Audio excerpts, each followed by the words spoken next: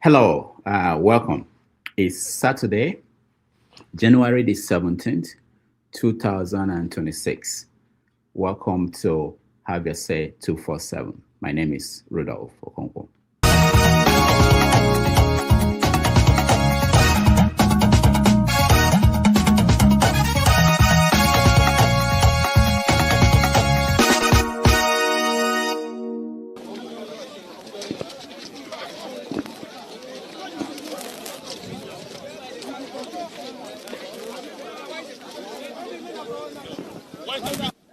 We are just managing because the team was supposed to give us, they didn't give us. Yes, sir. We went to Berekete family for so many time. They were carried us to pension office. They said we should wait. Buhari will sign it. After Buhari, Tinubu will sign it. Up to now, we didn't get anything. To thank the governor of Anambra State, Professor Chukwuma Soludo.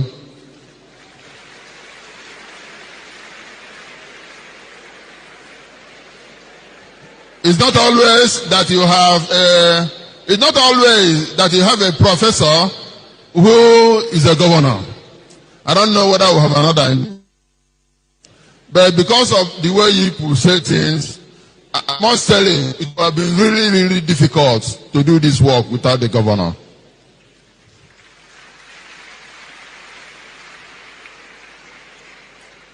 He offered, he called, he put on conference call so that the roads will be tidied. I don't want to say some other thing because I don't think people like to say things like that. But my Lord Bishops, I want you to pray for him, to be praying for him. He's let me not say more. Thank you, Your Excellency. Anyway, this we said the rest evening. I want to also the former governor of Anambra State. He's here. Peter Obi.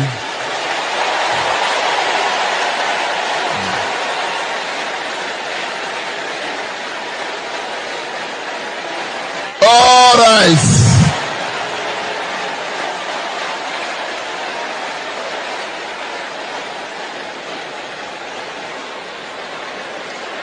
Praise be to Jesus. Let me tell you something.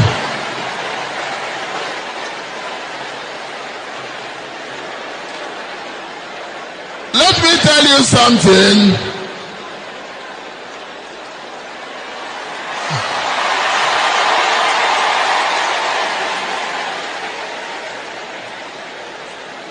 Praise be to Jesus.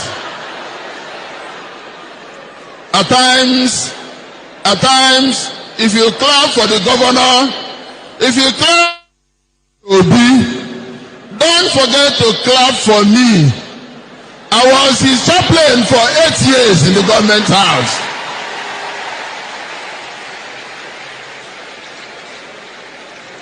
What has made him succeed was my prayers for him, my holy masses at the government house.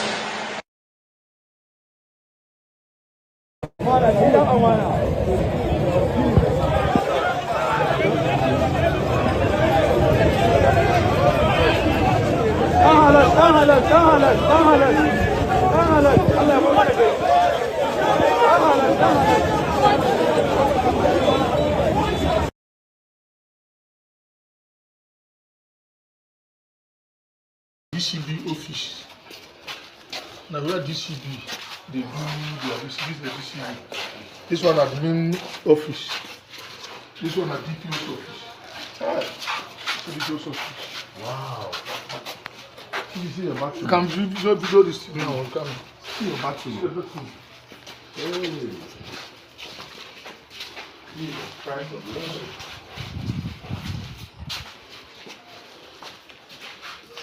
Wow, this is horrible. You didn't know me. I can go check this out then. Eh? Can go check. Please, this is not where we should be proud of that. Our station is looking this bad. You know, we've talked about the hospital. The hospital is being done now.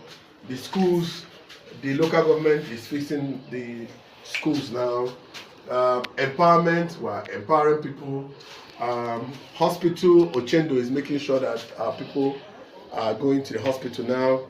I think one thing we are missing out is security for our police officers. This is not acceptable, and I want every one of you from everywhere you are in the world to see how you can come to their aid. We have to do it together. So let's go so you can see everyone.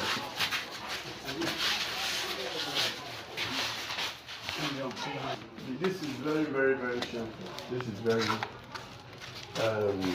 embarrassing that our station moved as big as we are, and all the rich men, you know, this is our police station.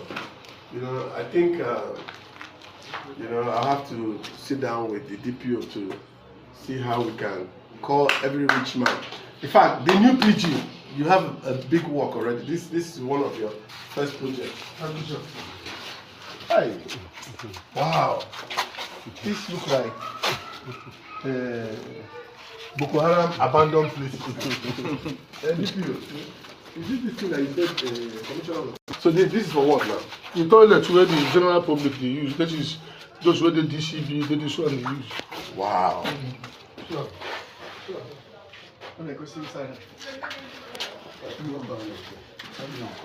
Jesus Christ of Nazareth. Emil, can you check this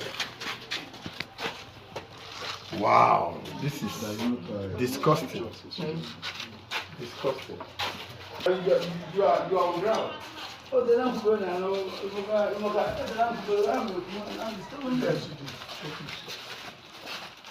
This is a traffic office. By doing the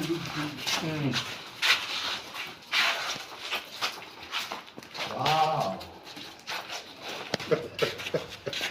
No, you see, the thing about life is that if you don't create awareness of things, people don't know. This is where we're supposed to be receiving complaints. This is charge room. Charge room. This is what the office. It's raining now. Are you serious? Nobody can stay here. Can't stay. Let's see where they now they receive complaints. Wow. This is your patrol. Searching, yes. I need a husband, a man. So I'm going to be telling you about me, some details about myself. So if you feel that I'm somebody that you might want to roll with, hit me up. Number one, I don't want kids. No, I do not want to get pregnant, so I'm not going to have kids for you.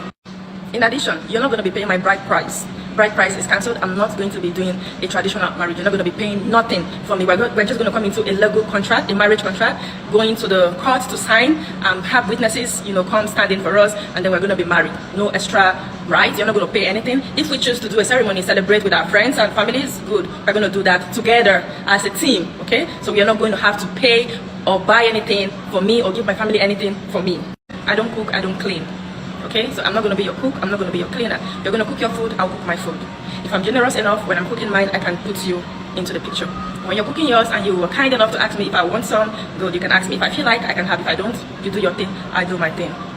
I'm not submissive, I'm not going to submit to you. You're not my head, you're not my leader, we are equals. We are going to be partners in this marriage, okay? I don't need you to be my provider or my protector. I can provide for myself and I can protect myself. But if out of the magnanimity of your heart, you decide to gift me, maybe in cash or gift, flowers and all of that, it's most appreciated and welcome. But it's not your responsibility to provide for me. And I am not going to submit to you. Number 4, we are mainly going to be economic partners and companions. So the aim of this marriage is to have companionship. We're going to travel together, do beautiful things together, make money together. We're going to buy properties together, buy lands together, build houses together, just be happy, go on vacation and just do life together. Also, you're going to have to support my dream. You're going to have to be able to support my goals in life, see the vision that I am running with and key into it. I'm also going to try to support yours as much as possible. Whatever vision that you're running with, I'll do my best to make sure I contribute positively and support in the way that I can to help you get there. You're going to also do the same thing for me. Nobody is going to be expected to give up their dreams, their passions and their aspirations for any other person, okay?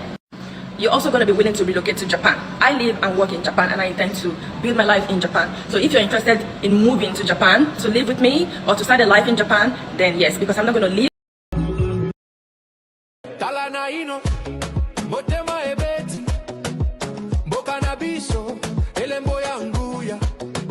Leopard Azali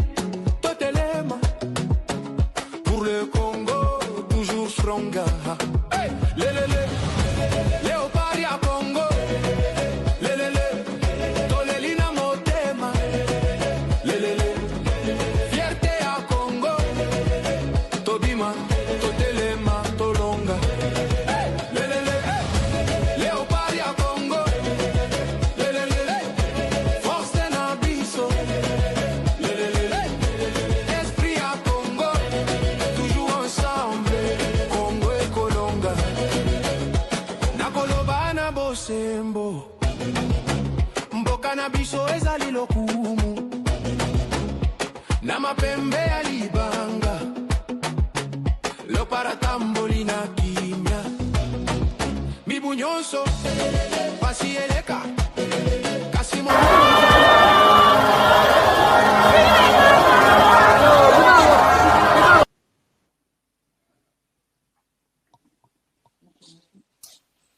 Some of this rally make my blood pressure go up.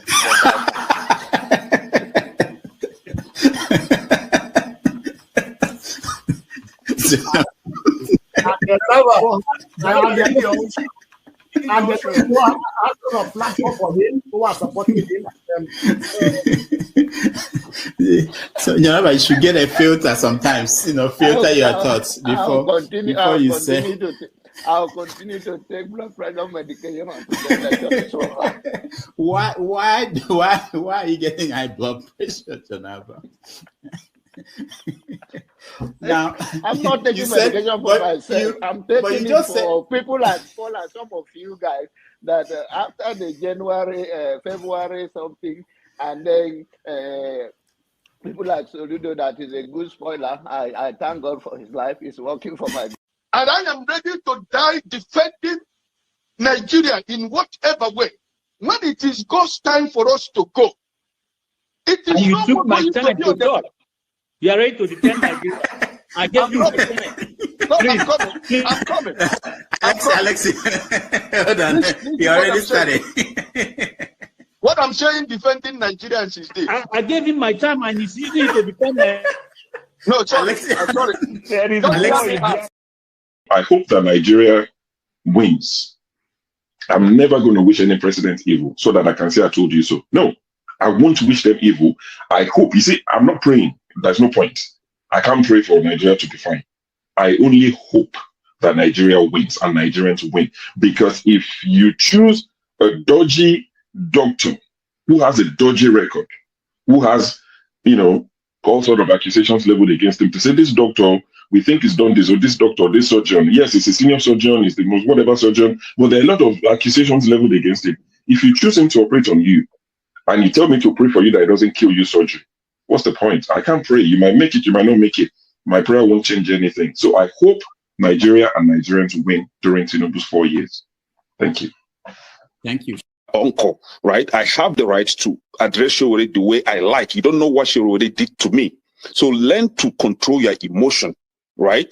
That is the only thing I'm going to tell you. But if you don't want to control your emotion and you insult me here, I'm going to insult you 100%. Okay. You understand? You cannot insult me on a normal ground. Fiscally, you can't insult me, right? I will treat you like a child. If you insult me physically, I will handle you like a child. I don't care your age. Do you understand? You are powerful over the camera, so you can say whatever you want to say, but you can't dare say it to me physically. You understand? I will handle you like a kid. Can we arrange the meeting ground? Can we arrange the meeting ground? So learn to control your emotion. I'm there with the bodyguard and you. Okay. Please don't take him out. I also have a right to respond because you mentioned my name. There's no need to take him out. All you have to do is to meet them or something. And you're taking too long to admonish them. Comment. What did you say? Comment. I know, but he mentioned my name, so I'm asking to respond to him. When he gets your time, then you make a... No. He mentioned my name. If you want to make it rowdy, I will take you out. Take me out, you son of a bitch. Take me out. You think you're a big boy because you're moderating. Take him out, please. Hello, come on. Don't use such word now. Don't forget, that state is now an oil-producing state. So they now have derivation, if you are not aware. So if you want to speak for anybody, please do not defend a character like Yabelo. Please do not. Okay, let me respond to him. One second. Do not defend a character like Yabelo. Do not. All right, thank you, Mohammed. The people of that state. Can I respond to him? No. Then go to hell. Rudolph, go to hell. All right.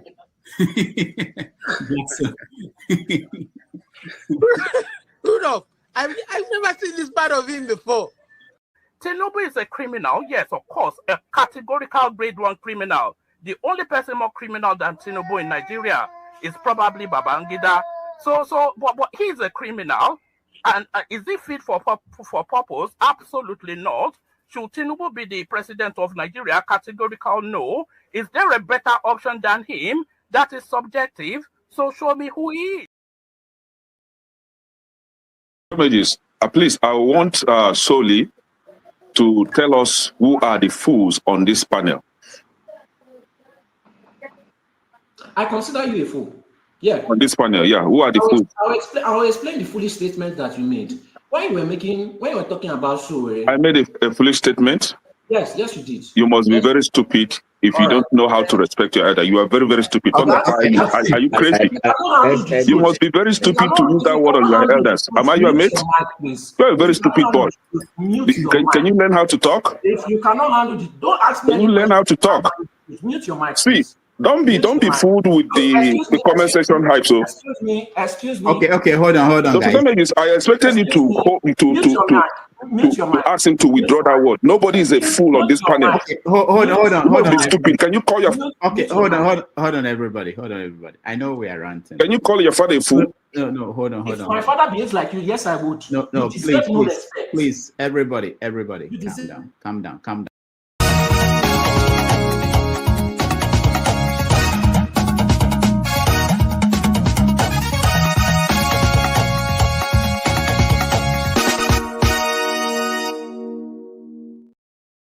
Right. Welcome everybody. Thank you so much for being here today. If only I know how to get it.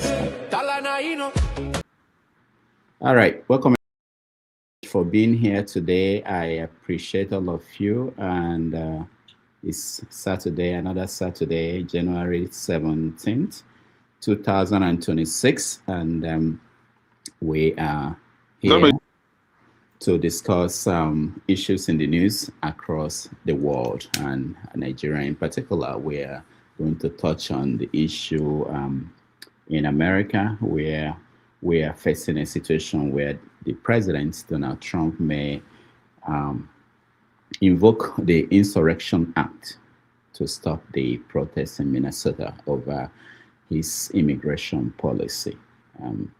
We had an incident last week of shooting by ICE agents. Outside of America, in Iran, the protest there has been put under control by the government. There was a threat that they were going to start executing some of the protesters. And according to our president, who is now in charge of the world,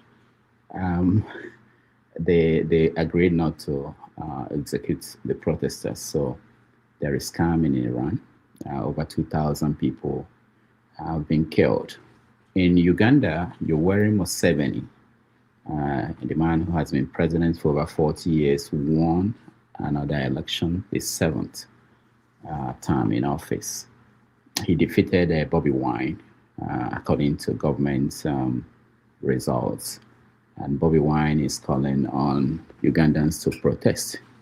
He said that the election was not free and fair, and that it should not stand. So we are going to watch what happens in Uganda in the next few days. Already they've caught the internet. People cannot get feed stories out of Uganda. But we are watching. Bobby Wine has been picked up by the government, and nobody knows where he is. In Nigeria, the president is not yet home. The vice took off to go for inauguration of president of Guinea, one of the Guineas.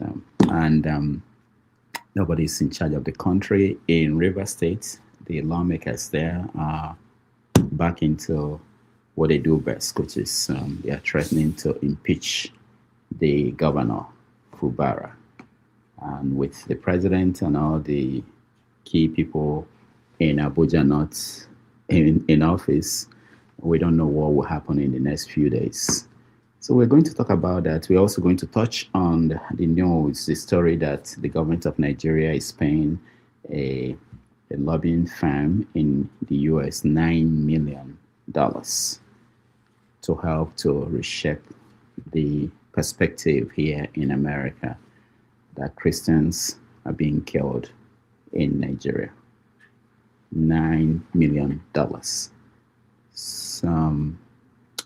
which is a lot of money that could be used to do so many things in Nigeria. And finally, in Abia State, former Governor Ojuzo Kalo has been in trouble since he came out to say that they will stop Oti from winning re-election.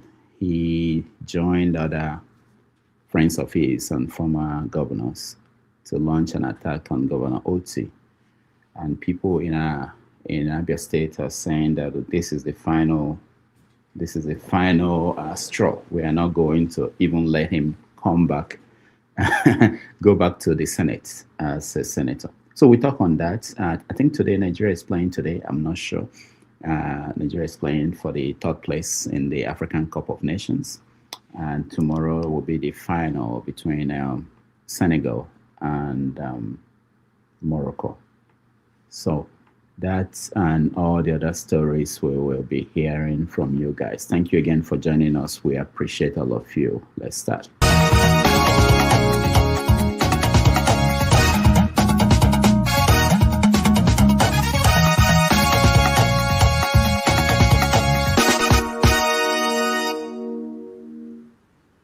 All right. Welcome to the show, Mr. James. Welcome. All right. Tony, welcome to the show. Recolonization, welcome to the show. Thank you very much. Somebody is watching the game. Can you mute it a little bit? Not because we can hear it. Sorry, I was carried away. Yeah, that's okay. We can hear it, but just in case they have, sometimes they have these serious copyright issues with the games. All right. So welcome. I just mentioned a few of the stories we are covering today. There was this group that is moving to the register ADC, but that's a very common thing. But let's see.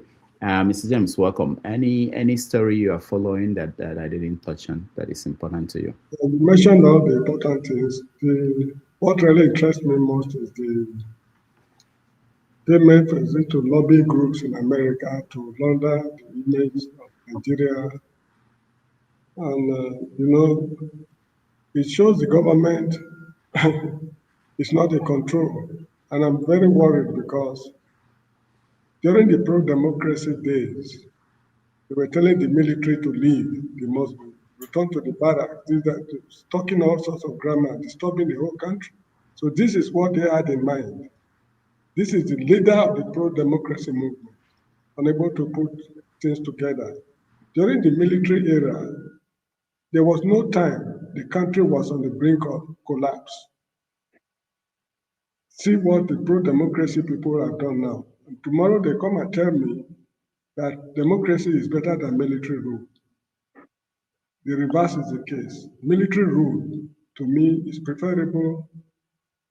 I prefer military rule to what we are going through right now.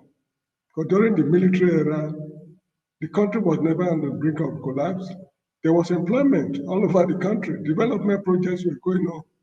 The refineries, the universities, a lot of things are happening concurrently. But now, see our sorry state. And who can convince me that democracy is the answer to our problems? So personally, I prefer military rule. But the sad aspect is that the soldiers we have today are different from the soldiers of yesteryears. So that's all I have to say for now. Thank you. All right. Thank you, Mr. James. I forgot to mention that President Trump won, quote unquote, a Nobel Peace Prize this week. He borrowed one. In fact, some people were saying that he got a second-hand Nobel Prize. So that's another major story in the news. Just for those who did not know, this is Venezuelan Nobel Prize winner that gave her prize to Donald Trump, and Trump happily accepted it and is going to put it on the wall of his house. All right. Tony, welcome to the show. Thank you. Greetings, Doctor. Greetings, Pa James. Greetings, Recolonization, and those who are watching. Yes, I think you touched mostly on the happenings. I just wanted to add that you said it in passing. Our president is missing. We don't know where he is. He was supposed to be part of a guest at the Remembrance Day celebration. Usually, we have our president there. It's solemn occasion to acknowledge the contribution of the military to keeping Nigeria one and to sympathize with those who died, for the nation. The president was missing, which is very, very sad as the commander in chief. Second thing, I think right now abroad we have a demonstration, a protest in Denmark over Trump's threat to acquire Greenland. And then just as the government of Nigeria was laundering its image, which is unfortunate, with $9 million. We had a Nigerian from Benue, Frank Uto, addressing the U.S. Congress, letting them know, the atrocities that have been committed, particularly with respect to the killing in Nigeria. Those are the three things that I can remember. Thank you. All right, thank you. Yeah, you mentioned Greenland. I remember that Trump, the European Union, they just deployed soldiers to Greenland to help protect it from NATO country called America. And Trump is actually threatening to impose 10% tariff on countries that deployed troops to Greenland. Sometimes you look at the world today, you wonder, is this for real? But that's what we have. Recolonization, welcome. Yeah, greetings one more time to everybody. Dr. Damages, hello. Yeah, how are you? You say, we are just chilling. Unfortunately, we were knocked out of the Nations Cup. How are we doing now? They are just we are just passing by. Let me just say, when you are passing by, there's no much interest there. I don't care anymore. Last game they played very, very disappointedly. They disappointed us in that game. I don't know whether it's the coach, and that's what I just want to talk about. I cannot wait till the day Nigerian will develop to use our own coaches, so that when we die, we just die by ourselves. Not you don't know whether they paid the guy money to play the kind game he played in the semi-final. You understand what I mean? If he was a Nigerian coach now, we don't accept him saying because we don't take bribes. Our people don't. Is that what you're saying? Because what I mean, if we die by ourselves, we no go fit complain. Yeah. But if somebody kill us, we go begin complain because we don't know what happened. You understand? So I don't know the day Nigeria will be self-sufficient that our ex-players will come up and, you know what I mean, and coach us instead of bringing somebody from nowhere. We don't know him. But it's also what the system of Nigeria likes. They prefer to use people like that. Yeah. Just to break our hearts with the die-hard fans. Let me stop here until the show starts properly. Thank you. All right, thank you. Chris, welcome to the show. Yeah, good evening. Yeah, how are Dr. you? Rudolph. Yeah, how are you? Yeah, I'm good, sir. I'm good, sir. Okay. So I just came in because of the what is it called? The lobby firm that Nigerians are using to try to stop something that is useless. The way black man reason actually is fundamentally wrong. Half of that money they use could actually bring those people, the IDP people, back to their home, and then that would be end of the solution. That would be end of the problem. But they are spending more money. By the time they finish spending billions, they will not solve the problem, and then instead the problem will keep on escalating, and that will lead even to more international interventions. because this time it was only America, maybe other international engagements, other international interests start coming in. I don't know how Nigeria will survive, but this is how the black man reasons. If you see the problem. Yeah, Chris, one of the things, if you read the stories around that, they talked about IPOB. That IPOB has its own lobbying firm that they are paying every month to put out the image that the Americans and the rest of the world are embracing, that this is an effort to counter that. What do you say to that? Do you know about it? Yes, I know about that. I am aware of it. Okay. But what that is what I'm trying to explain to everybody here. First of all, the issue of IPOB started as a common demand by Nnamdi Kanu on infrastructure development, more inclusion in Nigerian political system. Instead, they started clamping down. Now they have spent billions trying to stop Radio Biafra. Today, Radio Biafra is virtually everywhere in Nigeria. You can tune to Radio Biafra everywhere in Nigeria. And Biafra television is coming up soon, and it will be it's already there. It's just going to Chris, into Nigeria. Chris, your line is bad now. We can't hear you. Yeah, it's muffled. Can you log off and rejoin, or try again? Okay. Can you hear me? Okay. Can you hear me? Okay, go ahead. Okay. What I'm trying to say is this. Okay. The whole thing about Biafra agitation started as demand for infrastructural development and political inclusion. But Nigerian government started clamping down. They spent billions trying to stop Radio Biafra.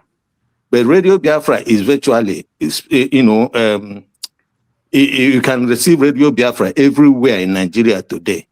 And even please, what is the channel? How can we connect? I would love to listen to it. What's the frequency? To Radio Biafra. Yes, sir.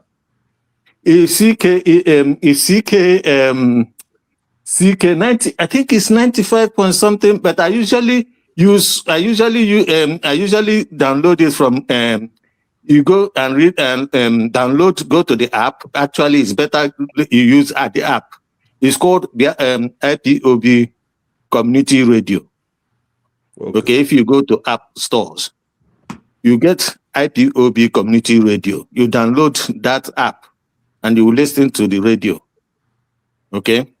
But for those in Nigeria, they can listen to it on FM. And I use app as well. You can also go and download Radio Gardens, Simple Radio, and then you can find Radio Biafra there. So it's very, very widely received everywhere. It's widely spread everywhere. So what I'm trying to say is simple. The black man can see, a problem, which will take only maybe 1 penny to solve. They will instead start dragging it until it will cause, it will no longer be solvable. Okay, so that is what I'm trying to say. Okay, thank you so much. All right. So let's begin the conversation, and let's start with I think the best thing is to start with Rivers State, where the lawmakers are moving ahead with impeachment of Fubara. As of early this week, there were 4 lawmakers who decided that they were going to support Fubara. I don't know what happened, but they made a U-turn, and again, they are now in support. There were lawsuits taken to the court, one saying that the Chief Justice of the state should not accept to facilitate that impeachment.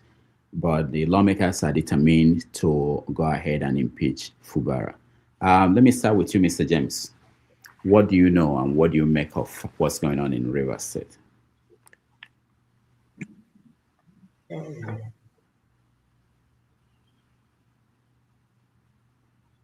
Mr. James.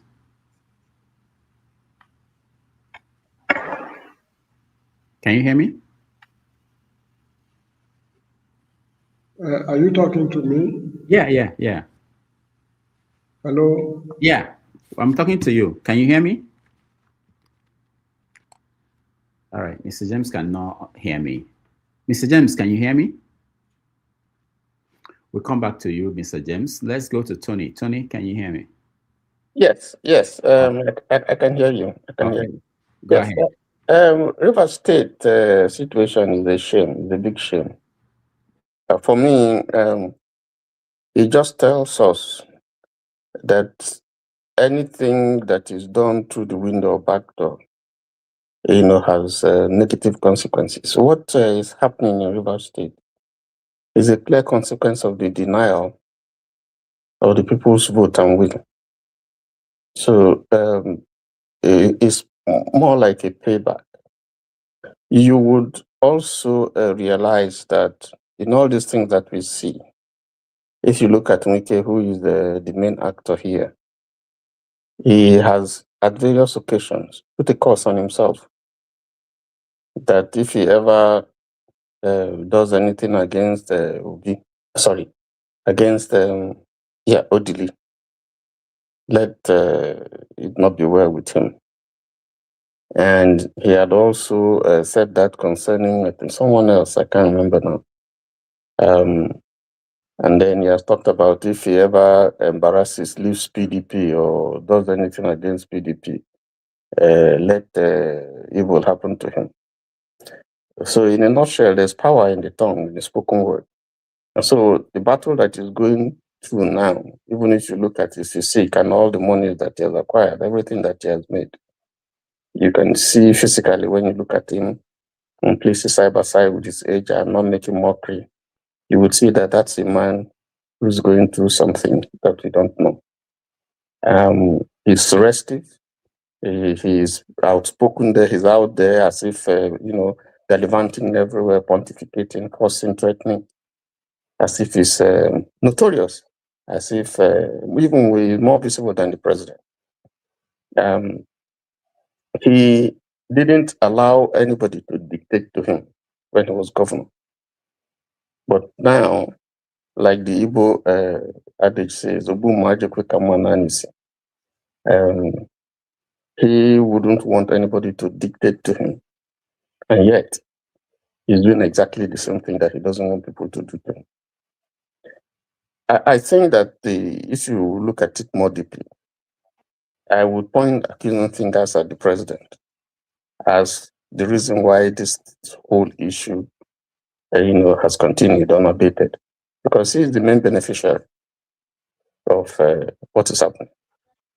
And you can see from the way the government has carried on, he has compensated everybody. He has compensated Wike with the position, compensated the consultant who came after Fubara was sent on with an ambassador position. He has compensated the man who gave the election result in the middle, early in the morning, wee hours of the morning with ambassador position. So he's a clear beneficiary. And they're paying for this injustice that they have seen. The case that we hear, for instance, the whole reason why you have this turbulence in Rivers State politics is because somebody who is the governor has decided that he must be allowed to do his job as a governor without being an appendage to anybody, and which is resisting it. Now, there was a master stroke by his moving to APC. Wike is partyless. He's not in APC. He's not in PDP. So the number one person in the state is the governor. And Wike can't accept that situation. That's why you have all this problem, of control. Who controls River State and the resources? That's why you have this impeachment mood. So we see the hand of Esau. We know the person who is behind all this. Meanwhile, we understand that a high court has put the impeachment moves at least in abeyance. And we would see in the coming week what is going to happen when we go from there. But the president holds the ace, to say, we can, stay, do your job, and leave Rivers State alone. And until that happens, I don't know how this whole thing will pan out. Let me rest it there. All right. Thank you so much, Tony. Let's try again and see if we can hear James. Mr. James, can you hear me? Yes, I can hear you. Okay, good.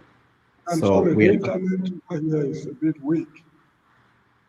Yeah, that's okay. That is so, yes, okay. You see, this problem between Fubara and Mr. Wike is very funny because until now, they've not been able to tell the nation the root cause of their misunderstanding. The whole nation has been grappling with the problem because of the importance of River State. But what caused this problem between him and Wike, nobody can, they are refusing to disclose it. Anyway, it's all part of the monumental rot that is ravaging the entire nation. Nigeria as a country for now is in tatters. All segments of the society, have been what's called bastardized. Even the so-called professors, Tinubu has settled them. They can now retire at the age of 70 with increase in pay.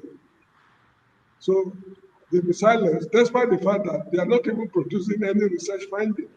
I cannot remember when a Nigerian university produced anything reasonable for, look, man, the country is finished. And they should be thinking of post-Nigerian republics. The country is irredeemable, considering where we are coming from and where we are now. We don't even know where we are going. So this reverse problem is just a tip of the iceberg of problems rocking the entire nation. The military, the state house, the hospitals, the justice system, transportation, the market, the whole of Nigeria is in tatters. You cannot point out any sector of the country that is doing reasonably well. Just because the government is not in control. And the ruling class is another problem. We need a new political dispensation if the country should remain as one. But this very political dispensation to solve the problem of the country and take us to the promised land is an impossibility. We are expecting too much from them. So we need a new political dispensation. All the present actors should be swept into the dustbins of history and we start all over again. So this reverse problem it's even a very minor thing compared to what the Northerners are going through. Reverse problem is so minor. So this is how I see it. There isn't much to really talk about. The country is finished. All right, thank you so much. Part of the impeachment issues were that he destroyed the state assembly building, that he passed the budget without approval of the state assembly. So those are... I thought Bola Tinubu has settled all these matters with them. That's why they brought Exactly. There are people's... They know what is going on between them behind the scene. The whole of them in Nigeria, the whole political class, federal, state, and local government should be swept into the dustbin of history. Let a new set of people take over. If they cannot do that, then they pack up the country. All right, thank you, Mr. James. Before I come to you, recolonization, I'm glad to welcome Eagles Air. Eagles Air, welcome back. You're muted. Thank you so much, Rudolph. Yeah, I think good evening for every panel. Yeah, welcome. Thank you. Nice to see you again. Today, you won't believe this. I was talking to Sho, who is our executive producer, and we were thinking about people we've not seen in a while. And I said, I don't have his number. We mentioned your name. He mentioned your name, Eagles Air. I said, I don't have his number to check and see how you're doing. Nice to see you again. Thank you so much. No, all right. Usually I used to be on the comment section. I'll be following from comment section. Okay. I just realized. Yeah, okay. Thank you. All right, thank you so much. Recolonization. Fubara is facing impeachment again. What do you make of that? Well, you should. I think you should know my opinion about those type of ignoramus. According to Zebudaya, they are all ignoramus. You know. Mr. James has spoken what I want to say. You know, to be honest with you, we live in a country where nothing. I mean, bro, I've told you many times. I spend money. I spend time studying Nigerians. You cannot believe it. It's like that is my own Johnson. I don't know whether you understand that word, Johnson. Sometimes when I see Nigerians, I want to study them to know what is wrong with that country. Kevin, what is wrong? Why are we like this? Even when you look at the people who no go school, those of us who no go school, we come from the street, we can understand saying that maybe you don't know much or something. But you see these people, Wike is a lawyer, presumably, he goes school. For Baratu, I don't know in qualification, but if you check her now, he go bring her certificate saying to na one kind graduate. And these are the people where they run Nigeria. And every day you go they wonder what is wrong with this type of people. Somebody be governor, you where don't come out, still they claim saying that you get the country. And Nigerians go come, you go see where go they clap for both sides. You will see Nigerians dancing for Fubara, the other people dancing for Wike. I can't sit down one corner, they look, whoa. So who is right? Small time now, this our senior man where we don't know where I put her since last year. He go come now, he go take one drastic reaction. If he come now, say, okay, 2 of them now, okay, may now come. So when you look at Nigeria, you go find out this recolonization why right there. Make una begin think of that, you know. Not besides just right time there, it means a lot. If we know that we can't take care of ourselves, there's nothing wrong if we go fit employ foreign coaches to manage football for us. Why can't we employ foreign people, make them come take over Nigeria at least for 25 years? Then when they put things right, things they right, then that time now, they will come put law. If you fuck up, they hang you. Or if you do this, then do this. We cannot keep just joking with our system in Nigeria. People where we say they go just imagine a whole state, River State, where money full everywhere. They go just put imbeciles. They control the country. We don't even know. Sometimes if you go want to, that is why I watch Nigerian football, because that's the only thing that I know today I can be proud of in that country, Nigeria. So for me, what they are doing there, to be honest with you, I don't know what to say. It's just kind of comic, you know what I mean? We just say, okay, now this one they talk today. With every radio station talk about them. You know, there's no, okay, now they want to impeach him. They know why impeach him before. Maybe they don't remove him before. They can't bring him again within say case don't end. Now they start again. So I throw the question back to you, Dr. Rudolph. For me, I don't know what to say about those two guys, man. It's just like... I no bite my tongue. I don't know what to say, to be honest. Mr. James said it all. That country is finished.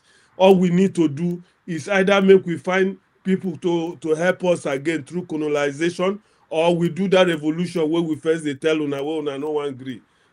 Thank you. Thank you so much, recolonization. Let me just tell you that Fubara has a lot of degrees. He's an accountant, has a master's degree in business administration of finance, and MBA from University of Port Harcourt. So he's okay. That is where Zebruda will tell you, Ayua.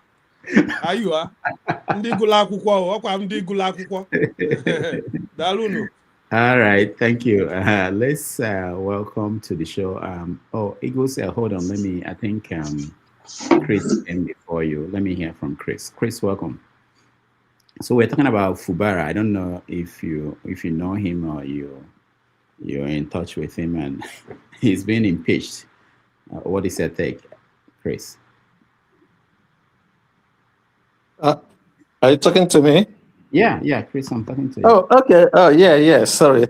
Well, it's this is always the what happens when two criminals, two thieves. When you conspire to go and steal something that doesn't belong to you, it's always the sharing of the formula, the sharing of this thing that always brings the problem. But an issue actually, there are interests like Hope Uzodinma. You know, I know that Hope Uzodinma interest is in River State now, and there are a lot of other interests in River State. So we'll see how it plays out. But if I were Fubara, I will use every state resource I can have to make sure that I am not impeached. That's what I will do. But more importantly is this problem that I have with these so-called Igbo politicians. They know that in Igbo land, you don't have a feudalism. They know that you don't have, there's always a king, and there's what we call Eze. But we always say Ohaneze, which means people first before the Eze. And then they will fight this with their political godfather to establish themselves. And then they think that somebody else they will make their godson will not fight them to establish themselves. You know, oh, that's what they say in Igbo land. So I don't understand why Mike even himself said that there's no need for godfatherism. You know? So, but the problem I have with Fubara is this. It's so quiet, it's so, he has been, you have the state resources. You have the state resources. Use it. If according to the Jagaban, whatever money can buy, more money will buy it. Was it Jagaban that said it? Well, I don't know, but that is his philosophy. That is his philosophy. I don't know who said it, but that's what he believes in. What money can buy, more money will buy it. So, and with the support of people like Hope Uzodinma, who is a criminal himself, unrepentant criminal. So I think he will succeed, but you never know. But Wike will now realize that it's the wrong thing to betray your people. That's how I hang it. All right. Thank you. Thank you so much. Let's welcome back to the show, Eagles Air. Eagles Air, welcome. Thank you. Good evening, everyone. Yeah. The story of River State, since Fubara and the Nyesom Wike, is something of that shows that the kind of fair nation we have. Go ahead. It's something that shows that we have a fair nation, and it shows that a kind of failure that APC have brought to Nigeria. I'm not surprised what is going on in River State. The reason why I'm not surprised what is going on in River State is that if you go to Sokoto, most of the local government that place are controlled by Fulani bandits.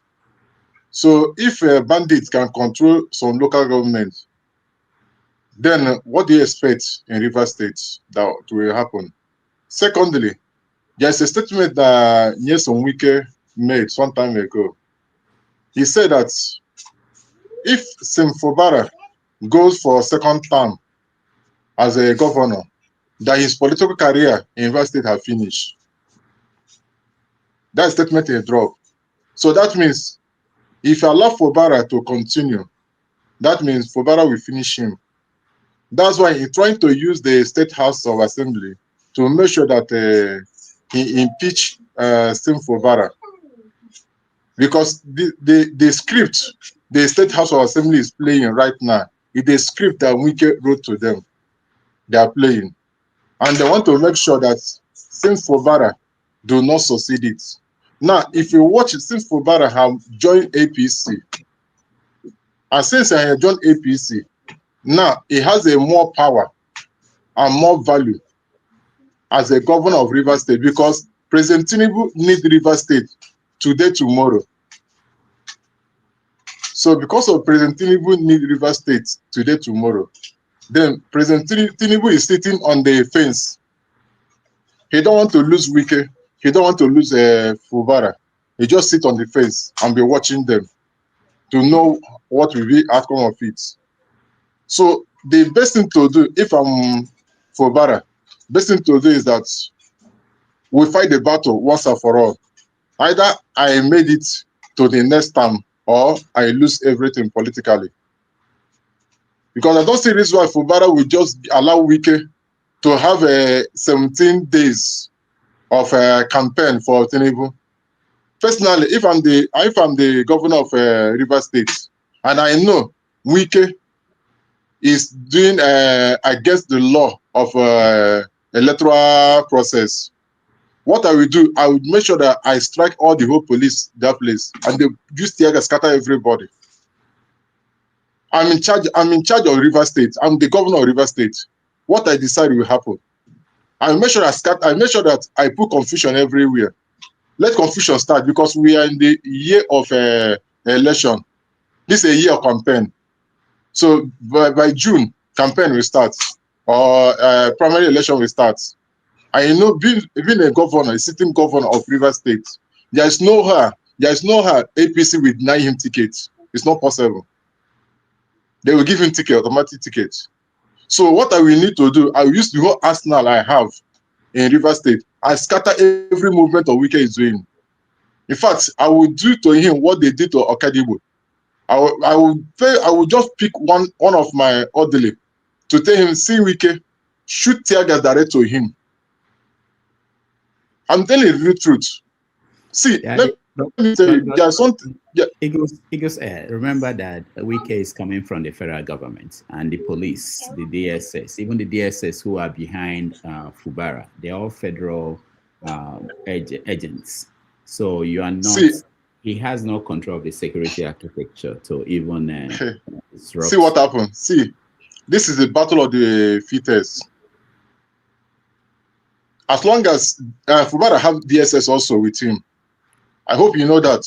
Yeah, but DSS from Abuja, not from. There is, see, that DSS is just a personal security to Wike. It's not control of Nigeria security. It's a personal security for him. So see what happened.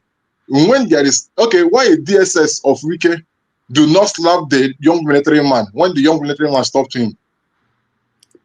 Yeah, that's hierarchy now. You know that the military. That's hierarchy. So it is in security of River State. Let me tell you, whatever thing Wike did to whatever thing Fubara did to Wike, let me tell you the truth.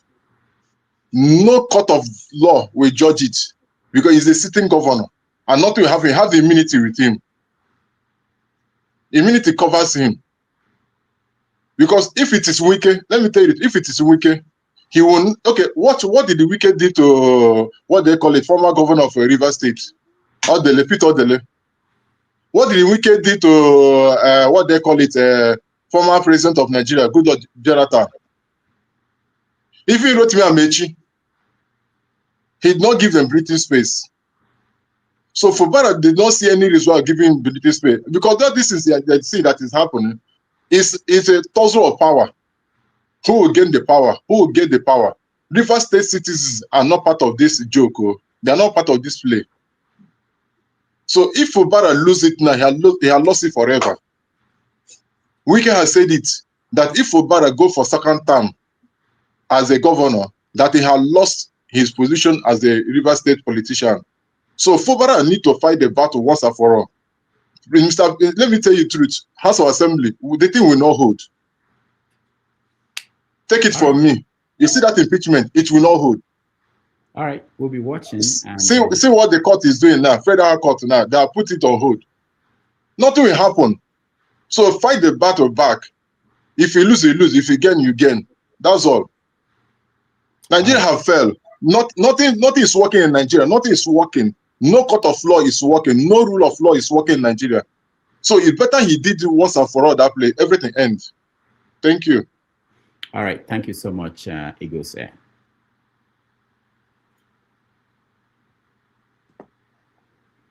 Do not be God, oh. I will write for you.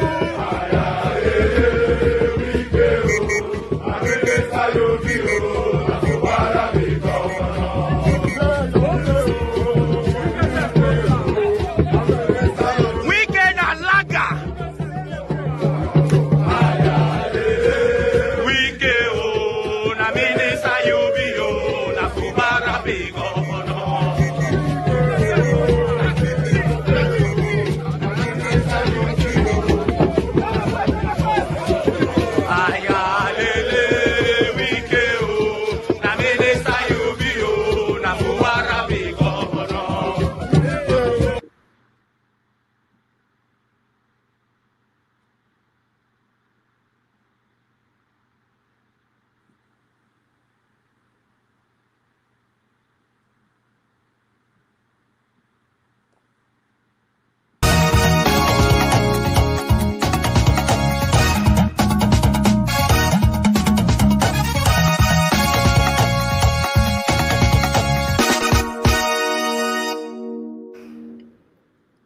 All right, welcome back, everybody. Thank you so much for joining us. If you are just joining us now, you are welcome to Have Your Say 247 for Saturday, January the 17th, 2026.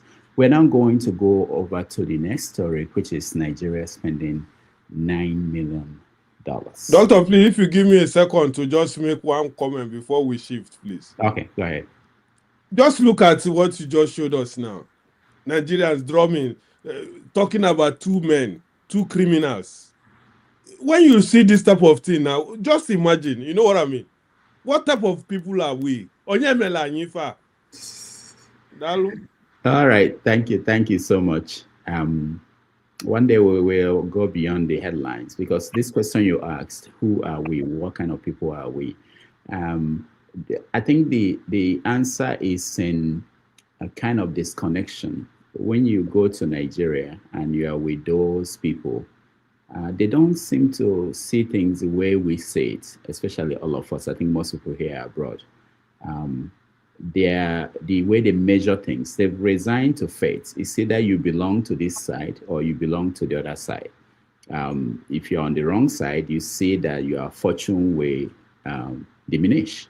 If you're on the right side, then you'll be part of the people who are making decisions. They don't have a lot of options like we do.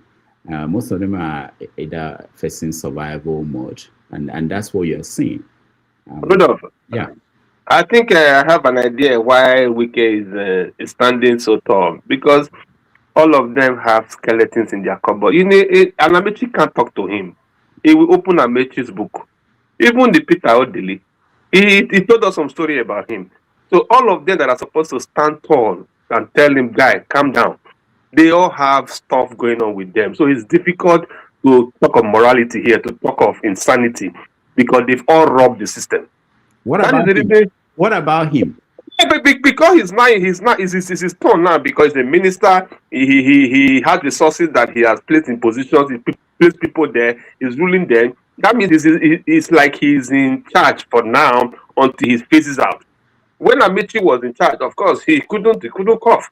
So because these big boys that are gone before him cannot talk him down because of whatever they had, the stolen wealth has been ongoing for a long time. That's the reason why he stands tall and nobody can challenge him and bring him down until Rivers State people are ready to stand and say this is a no-no, and that will end the case. That's what I think. So you are saying that even the president cannot control him? I don't know what he's doing in Lagos. Has he not been the person appointed governor, appointed whatever in Lagos since he's tenure? He cannot tell him, your boy, stop. You tell your guys, don't know what you are doing in Lagos to guy. Are you not the one that appoint governor?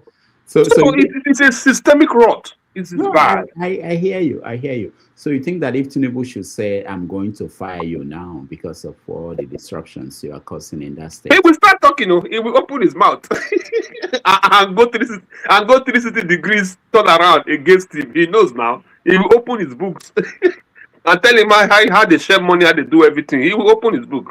Baba will want him to win a second term before he will deal with him. That I know. He's going to manage him till 2027. That is very sure. I'm not sure he's going to get rid of him at this critical time. That's what I think is feasible to do at the time being. But getting rid of him now will make so much stories. Wike will lose guard unless you just use EFCC to calm him down. And that will just make him stop talking. Otherwise, it's going to be a different episode. All right. Thank you so much for that, your contribution. Let's move on to the next topic, which is something that we've mentioned in passing here, that the Nigerian government is spending $9 million to lobby the U.S. Government establishments to change the perception, the image of Nigeria as a country that oppresses Christians. That story has been in several news. Nobody's contesting that it's happening. They mentioned that the reason they are doing this is that they discovered that the image of Nigeria was damaged by IPOB, who lobbied the government in Washington for years. to create that impression that they believe is not true. All right, let me hear from you guys, know what you think about the government position, Nigerian government position, and if you agree, disagree, and if that is a good use of our resources. Let me start with you. Let me go back to Mr. James. Can you hear me, please? Yes. Yeah, you see, it shows that the government hasn't got the capability to engage the U.S. government diplomatically. I was listening to somebody, I think on the Rice News, I can't remember his name. He was making a very valid point. People like Bolaji Akiyemi, people like Bolaji Akiyemi, we still have a few of them remaining in the country who have got the clout to engage the U.S. government on this very issue. But they are unable to approach them, maybe for political reasons, I don't know. The present crop of people surrounding Bola Tinubu's government, intellectually, they are not up to the mark. A testimony is how they handled the Niger affair. When the coup was declared in Niger, they said we are invading Niger. They acted on impulse. Nigeria took unilateral decisions even without consulting ECOWAS, like cutting electricity and things like that. And how did we end up? Diplomats don't act like that. You get the point I'm making? So this is the problem the country is facing at the moment. Intellectually, Nigeria is finished. The quality of professors we have, there's nothing to write them about them. I'll not say this thing on this platform. When Hussein Rufai engaged these guys, professors, university professors, on issues, he normally flaws them, put it to them categorically. They are unable to withstand him. So even at the Institute of the International Affairs or whatever it's called, the universities and other institutions, they don't have the mental capability to reason critically up to that level to engage the present U.S. administration. Unlike what it used to be during the military era, people like Shaya what's his name? Joseph Gaba. Can you hear me, please? Yeah, we can hear you. Can you hear me, please? Yeah, we can hear you. Good. People like Professor Ishaya Aoundu, Ibrahim Gambari, Joseph Gaba, they were able to withstand the U.S. formidable forces when it comes to South African, Angola, Zimbabwe, Mozambique affairs. And they got what they wanted. These are even khaki boys, military boys. Now here you have so-called intellectuals who cannot engage the U.S. government. They are resorting to dignified bribery to talk to the U.S. government. So where do we stand? I still maintain my previous conclusion that the country is finished. We either get a new political class, a new ruling class to manage the affairs of the country, or we pack up the country, because these guys are taking us nowhere. This is how I see it. Where are we going to get the new? There isn't much to talk about as far as this matter is concerned. Intellectually, the country. Mr. James, where are we going to get the new class? You are there in the Gambia. Sorry, yes. Where are we going to get the new class? Repeat it again, please. I said, where are we going to get the new class? What were you saying? What were you saying? Where are we going to get a new class of leaders? When you are in the Gambia, you are not going back home to run things, and recolonization is all the way in Europe, not going back home. So who will rule? Who will go there and fix it?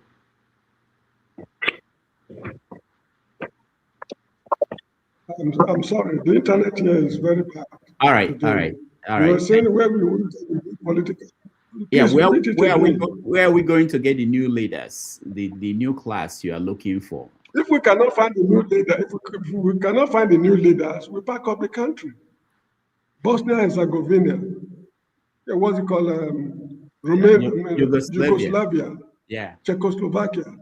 the Ottoman Empire, Pakistan, India. I mean, it is not a new thing for a country to collapse than for people to be suffering. Even Ethiopia, Eritrea break away from Ethiopia.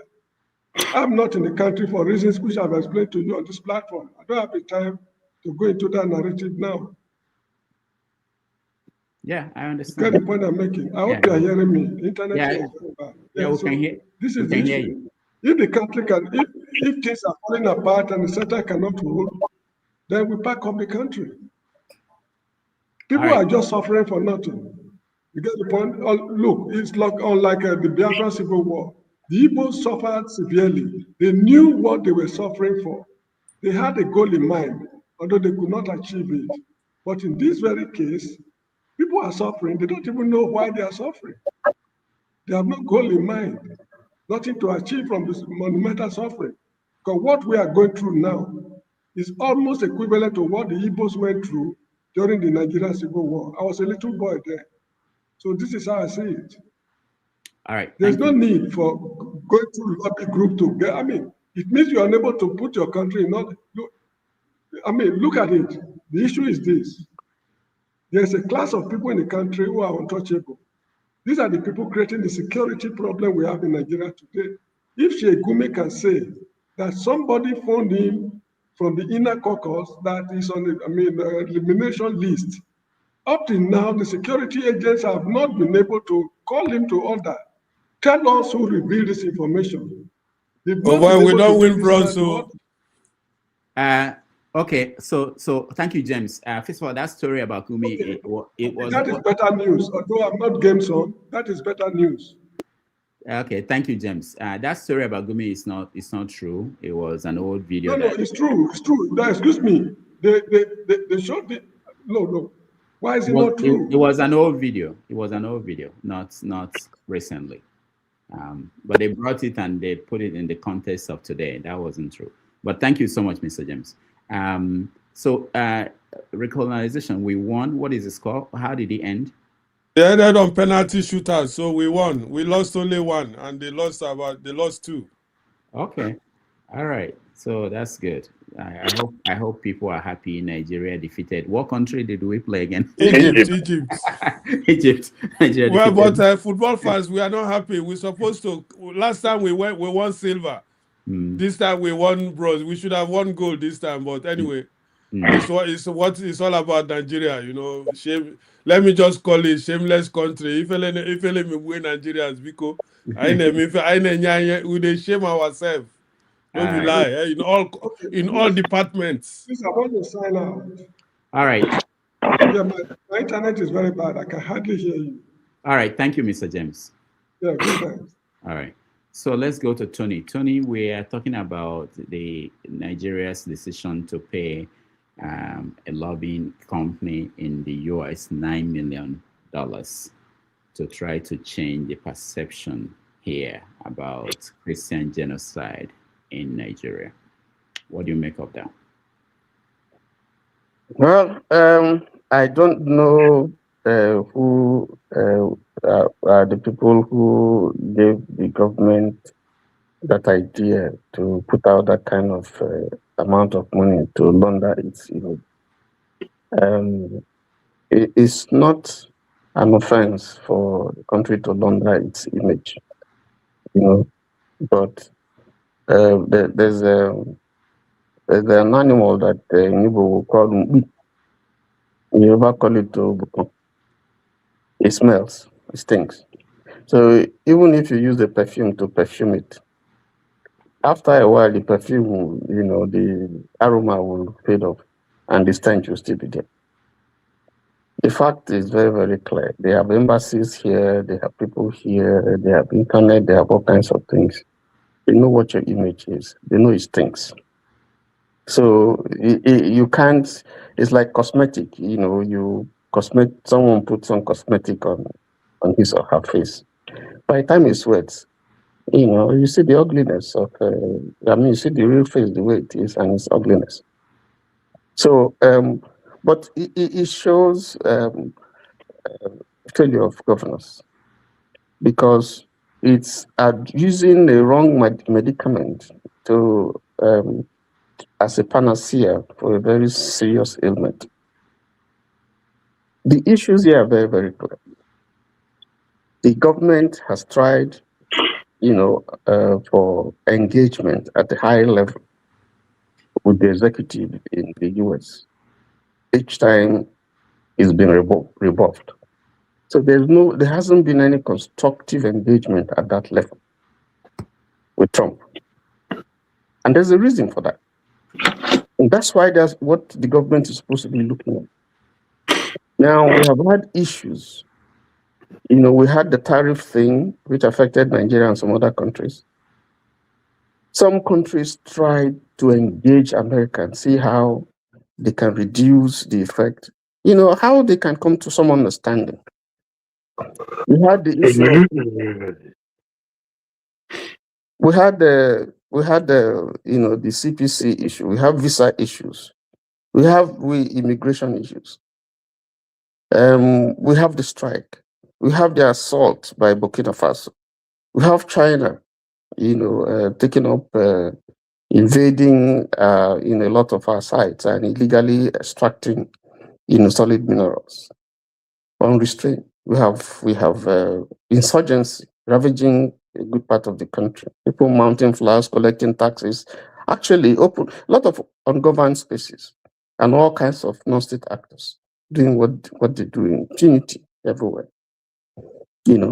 We have Nigeria not involved in crucial international discussions where African states are invited. Over the years, for over 2 years now, no ambassadorial, representation in our embassies. We just have a total lack of engagement. The government is where is the president now?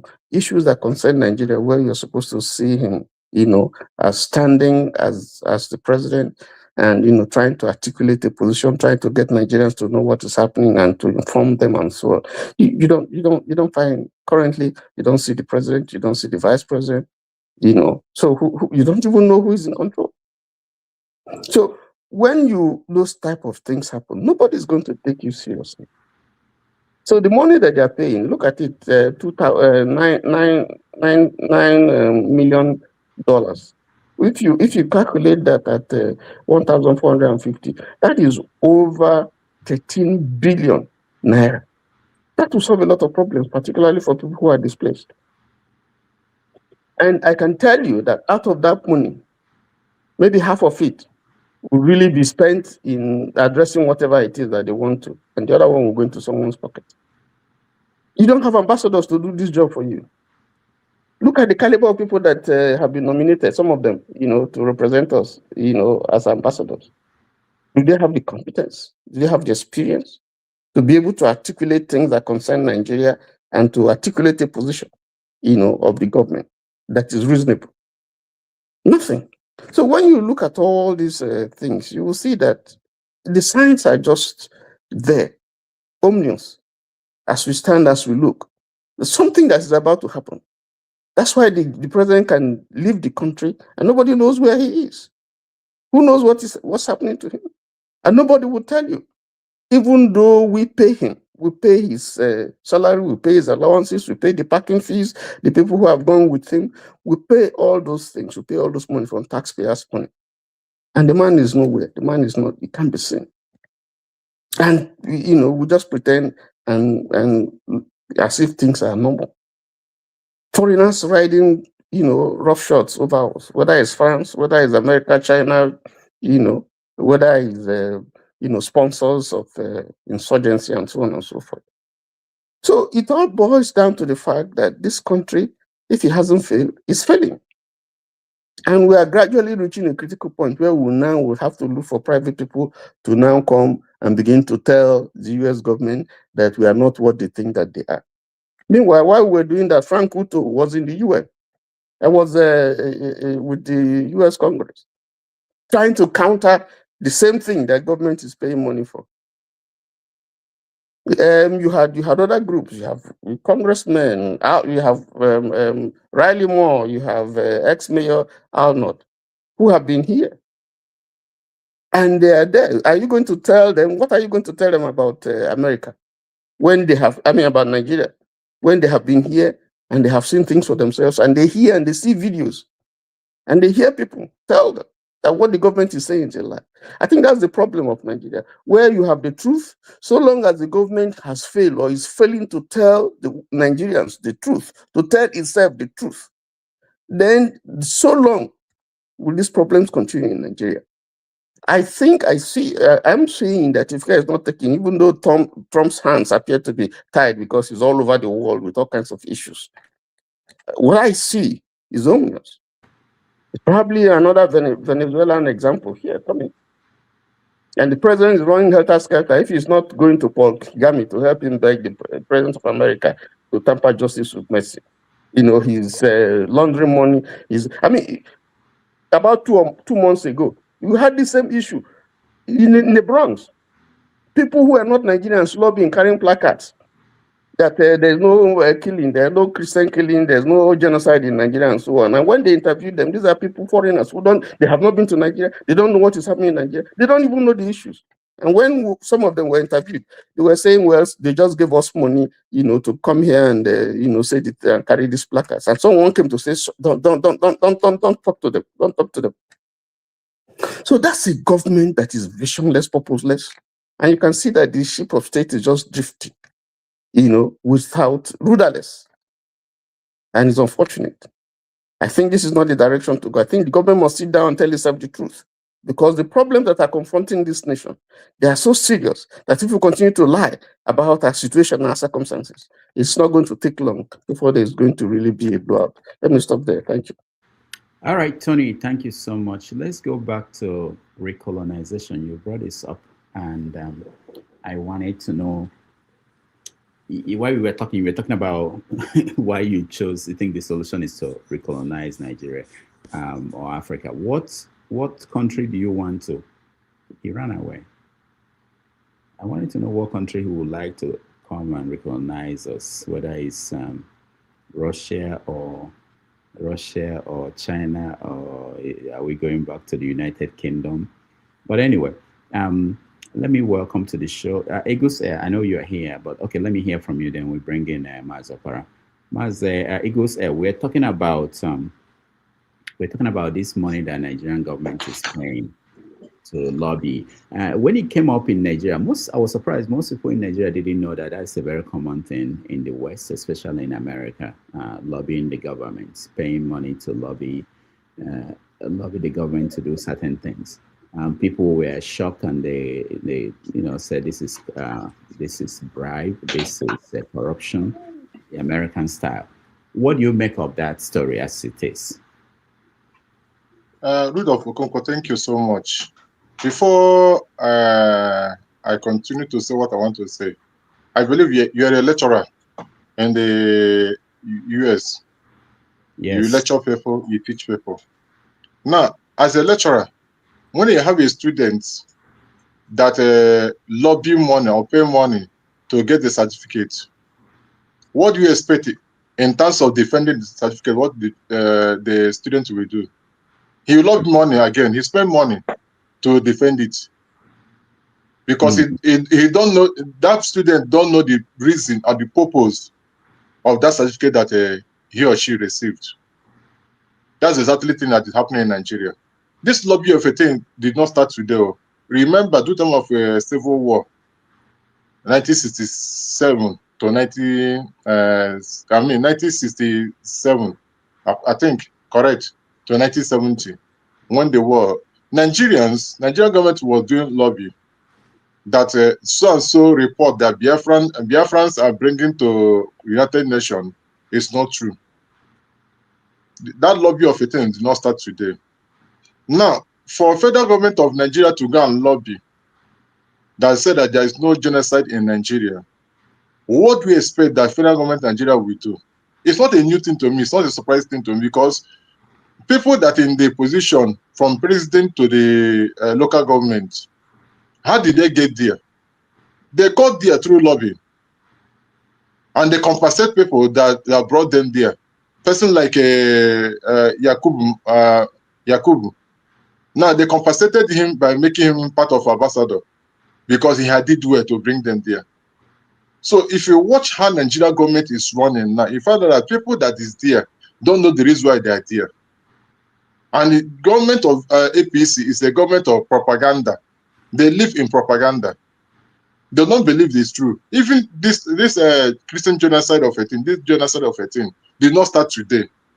It has started very long time. People have been talking about it. The federal government of Nigeria was pressing it, was oppressing it, silencing people for them not to talk. But it take a tweet of Donald Trump for everything to spike up. Now, that tweet now, they everything spike up. They are trying to make sure that Donald Trump will not get too far where he planned to get. You know how Trump used to do. When Trump remember you, he remember everything about you. That's how he used to do. When Trump remember Venezuela, he remember how the man was a taxi driver before he got there. And he started dealing with him. If Trump remember President Tinubu, he remember the case he had with other case he has in the US. Mind you, it's not alleged. I'm just saying the truth. If Trump opened the file of Tinubu, Tinubu will have the same allegation that Trump will lay on the Maduro, the president of Venezuela. If you watch the allegation they lay on him, Tinubu do not escape 4 of them. He has a case of it. So what do you expect? They'll go for lobby. And moreover, as it Tony or what said that they don't know where the lobby is coming from. Based on the news, from Arise News and all the rest of them, the lobby is coming from the office of NSA, National Advisor. NSA. That's where the lobby is coming from. Rubado, Nihu. That's where the lobby is coming from. They are the people that are doing the lobby on behalf of federal government of Nigeria. That what they are saying is not true. But they don't know that people have carried the video. CNN have carried the video. BBC have carried the video. The evidence is there. Thank God for this very pastor. Thank God for this very pastor. What do they call it? Pastor Dokomo or something nature from Jos. This is the only strong man that stand openly and begin to shout concerning genocide. They try to suppress him, trying to silence him. The man refused, say that if he die, let him die. That's how everything come up. So this lobby of a thing show that the federal government of Nigeria and people that is ruling Nigeria are just what is in football they used to call it first 11, second 11. These people are 4-11. They are 4-11. They are not supposed to be there at all. Because they cannot tell me you are a government and they are saying something against you. What will you do? You bring the best brain, that you have in a country to go and defend yourself, not to lobby. You know what is called $9 million? It's about 13 billion. That 13 billion, IMSU, not IMSU, academic staff of university, ASU. What the problem did they have for the government? Just not something like 9 billion. They can use it to solve the old problem. That problem have been solved and go their way. They can use that 13 billion to solve insecurity that is going on in Nigeria, all over Nigeria. It's no longer only in North. West is witnessing it now. Southeast, everywhere. So you find out that when you have wrong people in the government, everything will go wrongly. There's a saying they used to say, when you get something by the side of the mouth, when you get something from the side of the pot, it goes by the side of the mouth. So Nigeria get the wrong people by the side of the pot, and everything is going by the side of the mouth. There's no truth about it. Okay, let me finalize with this now. If that lobby is not true, you find that this man will come out and tweet and oppose it. What's his name? Special advisor on media to the president. He would have come and say something. Reene Nicole Good, the noisemaker in social media, don't have any other work. They're compensated with ambassador. Would have come out and begin to call P2B name. It's P2B that did the lobby. And mind it, this lobby is not something, it's the renewable. They used to renew it 6 months. The first 6 months have gone. They're about to go for second 6 months. That's the same leak. Probably somebody remitting the money did not remit the money. The thing leak. So you have to understand the kind of government we are having and the kind of thing that we are having in Nigeria. In fact, let's say the truth. In terms of Nigeria, there's no government in Nigeria. There's no government in Nigeria. Nothing is working in Nigeria. The only thing that is working in Nigeria is lobbying and bribing. The only thing that is working in Nigeria now is that I'm going to be Jagaban of so and so states. I'm going to take control of so and so state. I'm going to do this and do nothing against working in Nigeria. Okay, look, I saw a video in social media in the Zamfara state. All these bandits carry gun and supervising people who are mining gold. They're supervising people who are mining gold. Where is government? There is no government in Nigeria. There's no place this kind of thing can happen. There's no government in Nigeria. All right. So Nigeria is a fair state. Thank you so much. Before I come to you, Obi, let me get recolonization to finish. He was about to say something when he lost power. I think. Actually, I lost power. I couldn't hear what even Tony's comment. I couldn't hear it. All of a sudden, the volume disappeared. You know. All right. So I was trying to find out. You were saying that the best solution really is for Nigeria to be recolonized. I wanted to know who, what country. Is it Russia, India? Is it Eagles Air that will lead the Indians to come and take over Nigeria? Who are you? No, for me, we should. Let me tell you the two countries that can help Nigeria. First of all, we want Mr. Trump to come and solve Nigeria's problem because he is the one showing interest. I know many people will say, what's this guy talking about? He's the one showing interest. The UK people, they have a lot of Nigeria living in UK to take care of those ones. But when somebody shows an interest in a situation, give them, we don't want Russia. How many Nigerians live in Russia? All those are countries where you cannot, what do they practice there? We just mention their name just to find, those who mention Russia is just to find that equilibrium between America, West, and, you know, they know that Russia is not there. What are they doing? Doctor and gentlemen and ladies, those listening, or let me tell you something. I love Nigeria passionately. You understand? But when you come to a crossroad and you find out, like Eagle Square was saying, our brother, waiting me we come out now from Gambia, you see that Nigeria, except we don't want to be honest with ourselves, Nigeria is not, it's not that it cannot work, but the guys that took the power of Nigeria, they have taken that power and they don't know what to do with it, and they're just messing up everything. I never know whether you don't go bazaar. Those days where would they go, where would they go church? With not be Roman. Have we stopped going? I have stopped going. Because when will they go? I was thinking, I didn't know I was going to church with you, but anyway, have we stopped? I'm an Anglican. The time when they go to an Anglican, okay. When they go, there's one thing we call bazaar. Mm-hmm. They go put rice for tray, contact children, make them go chop them, and they go there happy. Everybody they wait for that time. But come and watch. You say now the days where they get video camera, you go see what those children go do with that. Some go take the one way take meat, one go take an eye to put pepper for an eye. Why they? This is what Nigeria has turned into. Nigeria, we look at it. Why it hurts me is that you will see some people who go come for platform. They tell you, say make them leave Nigeria, make we solve our problem. You understand me? Because they are ashamed of bringing somebody to help us. So they want us to solve it ourselves. And they know that it can never be done. So now we have left this Jagaban. Imagine person Jagaban. Look at that name. Now he be president of Nigeria. Just imagine that kind. You know, see better guy name to carry. Jagaban. That one alone have told you that we have everything at Jaga. Jaga.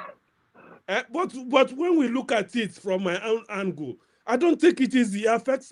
This thing affects my personality, my health. Because sometimes I go answer myself, but this no be joke. Oh. Now Nigeria, they go down like this. Oh.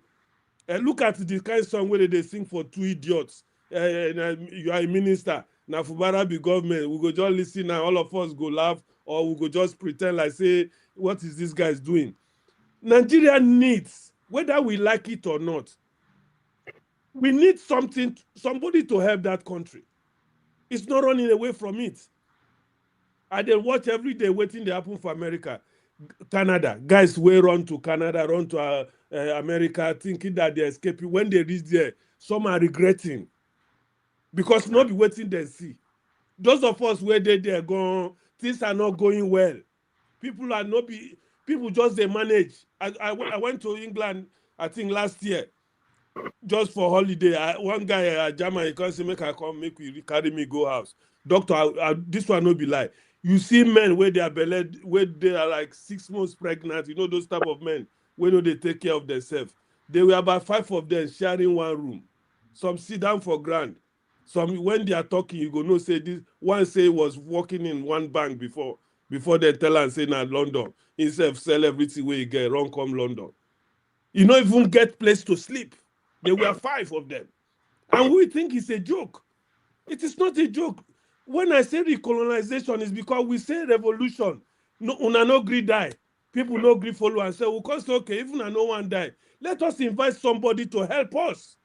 We can't keep looking at all these guys. They mess up a great nation like that.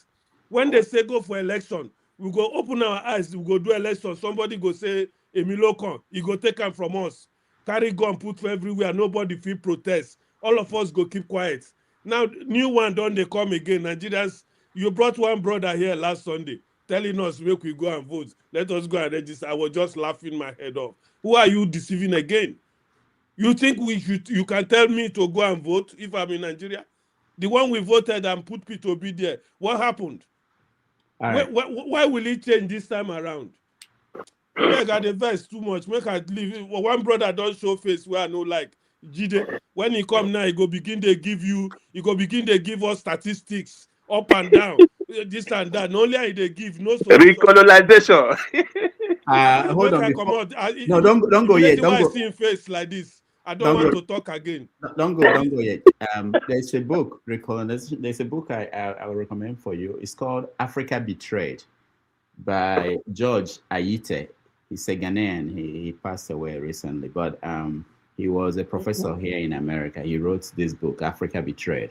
So in the book, he is trying to ask questions about who betrayed Africa and what was the solution. What you are saying made me remember one of his solutions. He was saying that one of the things that could be done to save Africa is that Nigeria could lease Lagos out to Microsoft. So Microsoft will take over Lagos and run Lagos for maybe 90 years or something like that. And we will probably learn from how they ran Lagos. And maybe, so in terms of, I think you should keep developing your idea about recolonizing Africa, but don't limit it to countries. Because if you say America, for instance, if you look at Venezuela now, that America is colonizing, if you look at what happened to the oil they sold, Trump sold the oil, took the money, put in a bank in Qatar, not even in America. It may not turn out the way you want if they... Well, you have enlightened me more. I like to read that book. How can we get it? Oh, it's online. It's online. Just Google Africa Betrayed. Africa Betrayed. Okay, now that man has gotten another idea. I was just thinking of, if we cannot help ourselves, we need help. If not Microsoft, if not Apple, if not Dr. Damages. If no, Elon Musk. There are many countries that will buy Lagos, you know, if not you Lagos, let them take the whole Nigeria. Thank you.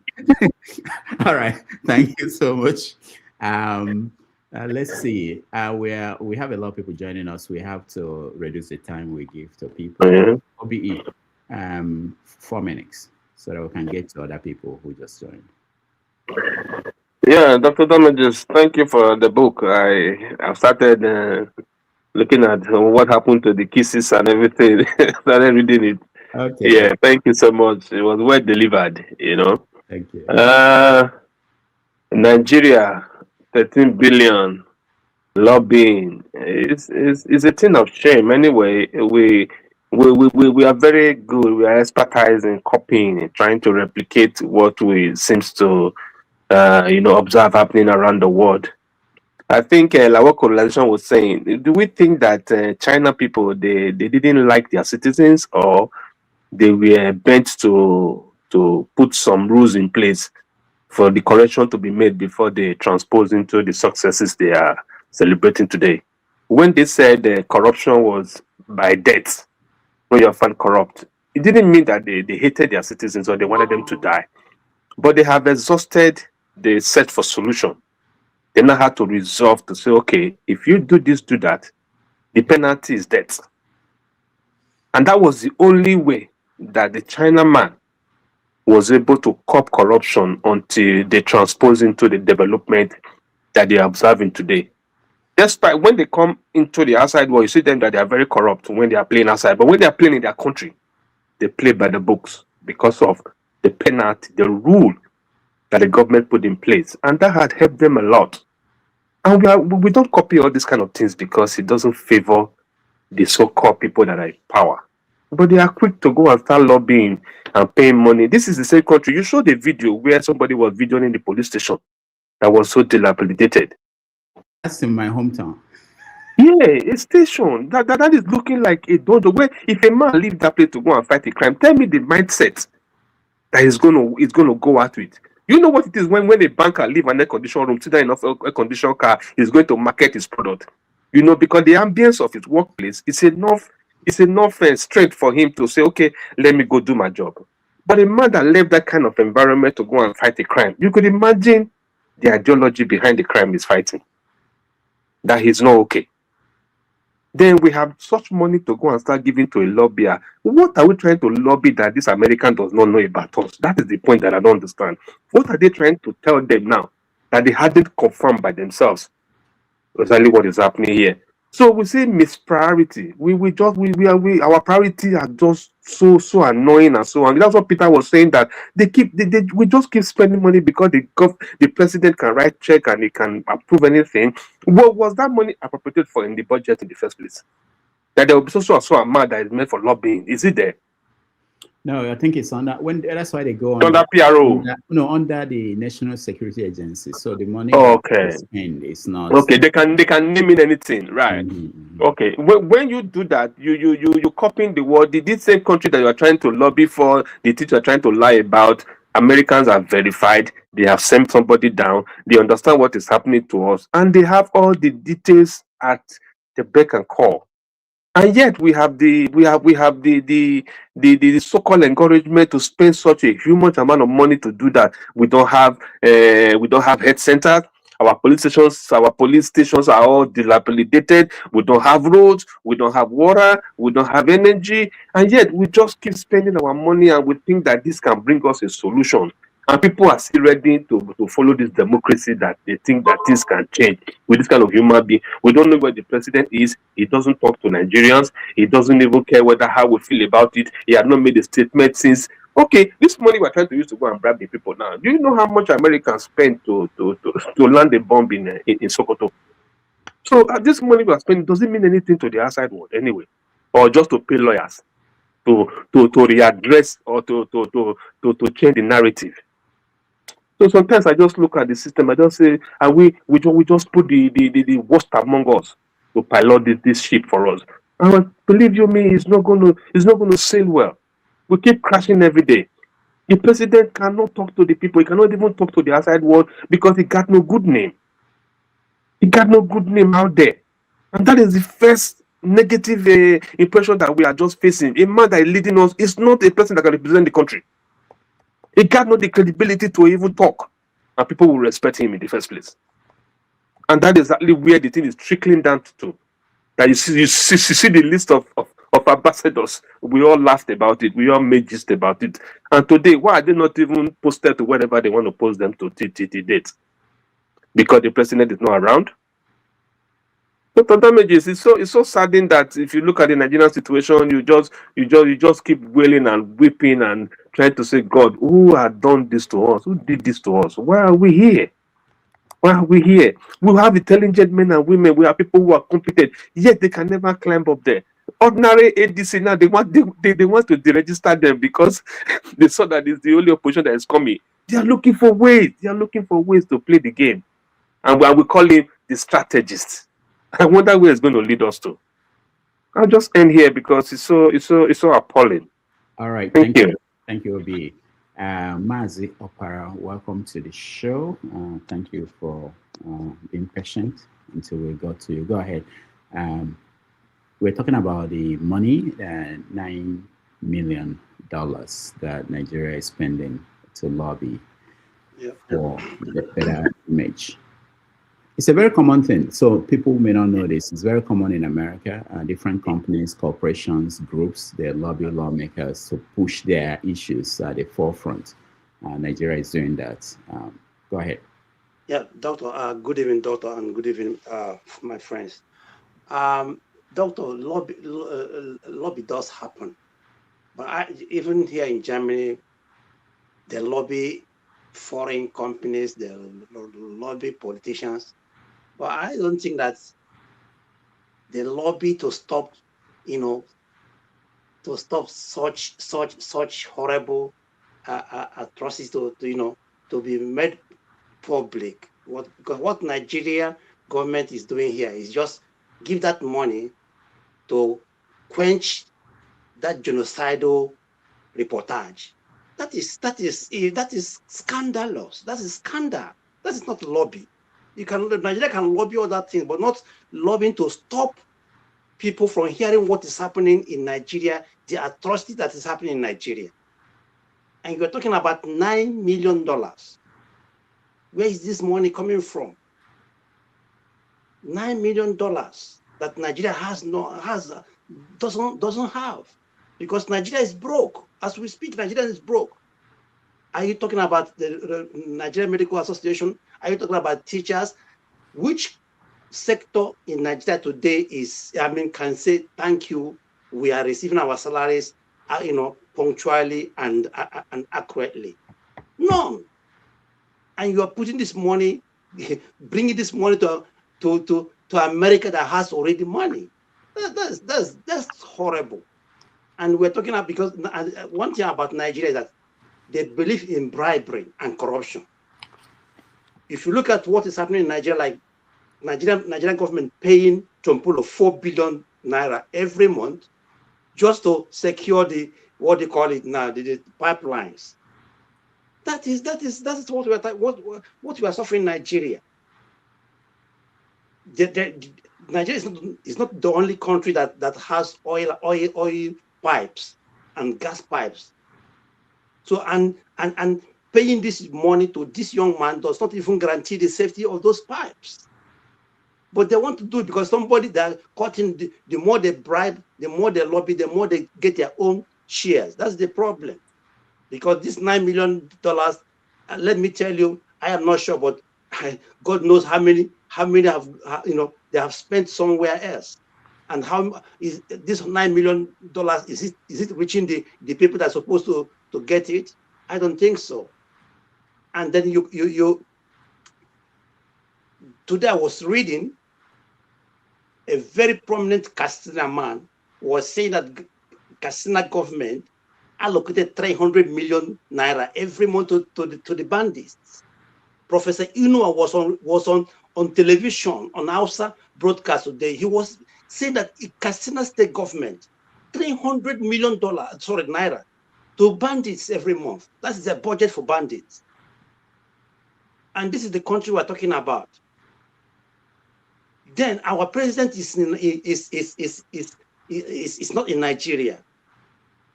On 28th of December, he left Nigeria. As we speak, it is now 21 days. And according to the Nigerian law, if the president stays above 21 days, he must to, either, sign the dissent to his what they call vice president.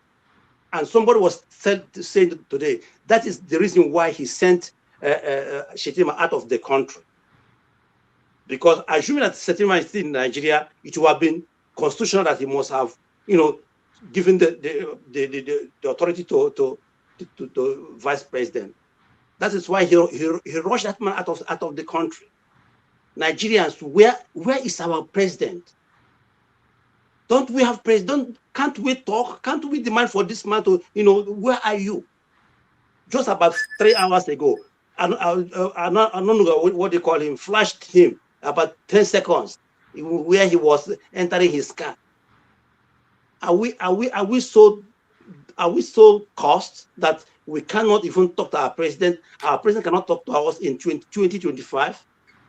In Nigeria, you call yourself the most educated people, the most intelligent black people on earth, the most intelligent black people, the most civilized black people on the earth. But look at the kind of president we have. The same thing happened to Buhari, did the same thing, and this man is doing the same thing. The most educated people in the whole world, the most educated black people.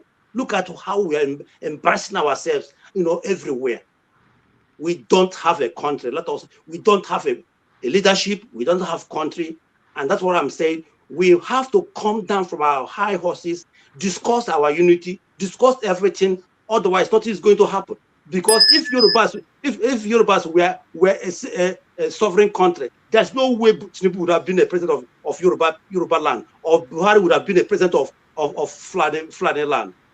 It is absurd what is happening in Nigeria. Enough is enough. Thank you. All right. Thank you, Mazapara.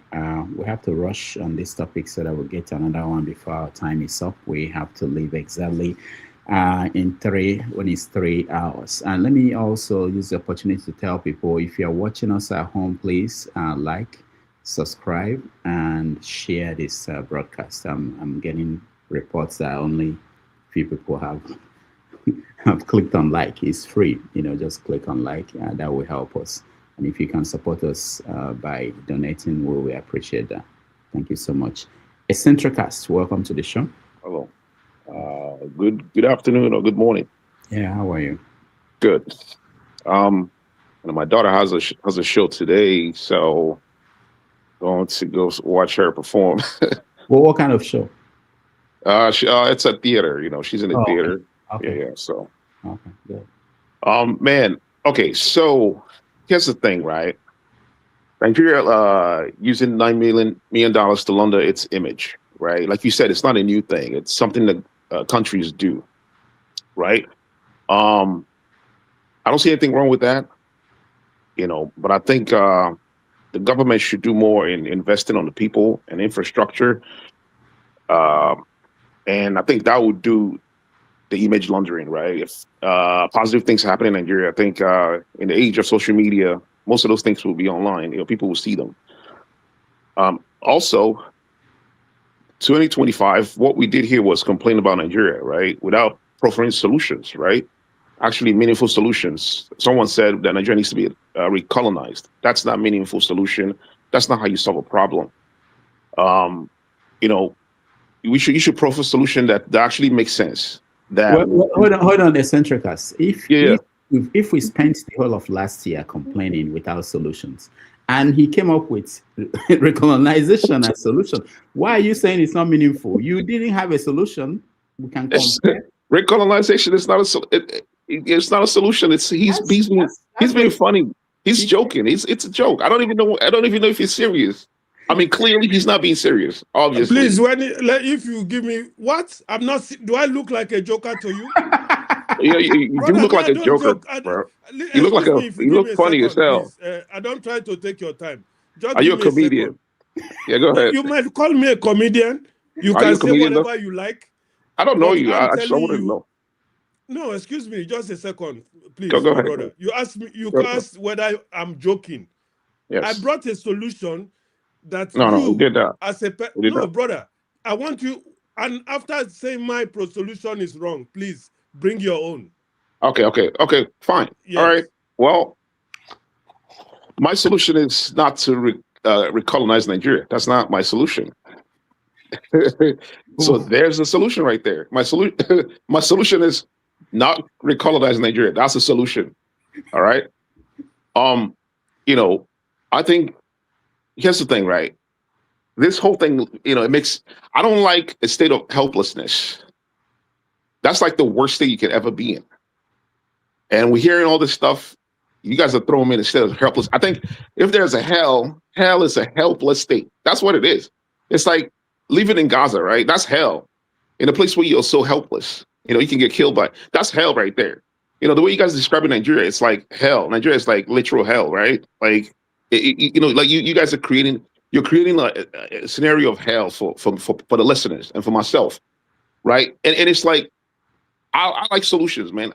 I want to hear solutions. I want to hear solutions that I could be a part of, right? Like someone that said, vote on an election.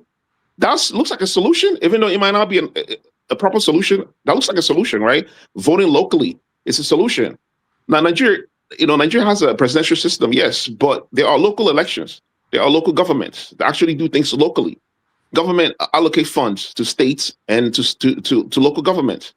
Those states, whatever they do with the money, it's up to them, right? The people in their local area can lobby for their local government to do projects in their local regions. Being a president, listen, it's not easy. I work in a company. I always mention this stuff. People are tired of it. For my second job, they probably have like 20 people there. It's hard to implement any type of idea. You have to work hard to sell it. You see what I'm saying? Now imagine running a country and you're trying to sell some ideas to people. There are disagreements. Like, listen, it's not easy to implement ideas.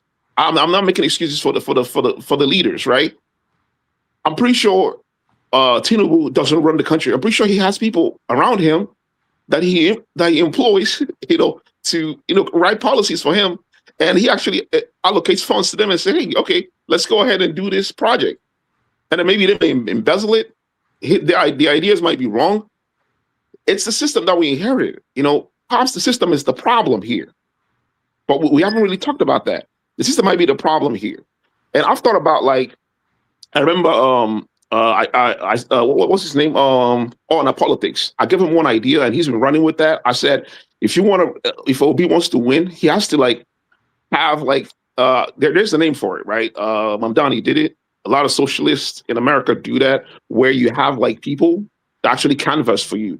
You can have if you have 20,000 people, 10,000 people canvassing for you in every state, going in, knocking on doors, talking about what your policies are, right? What we need is I think we need to educate the people about politics. Also, we need to educate people about other forms of politics, other forms of economic systems.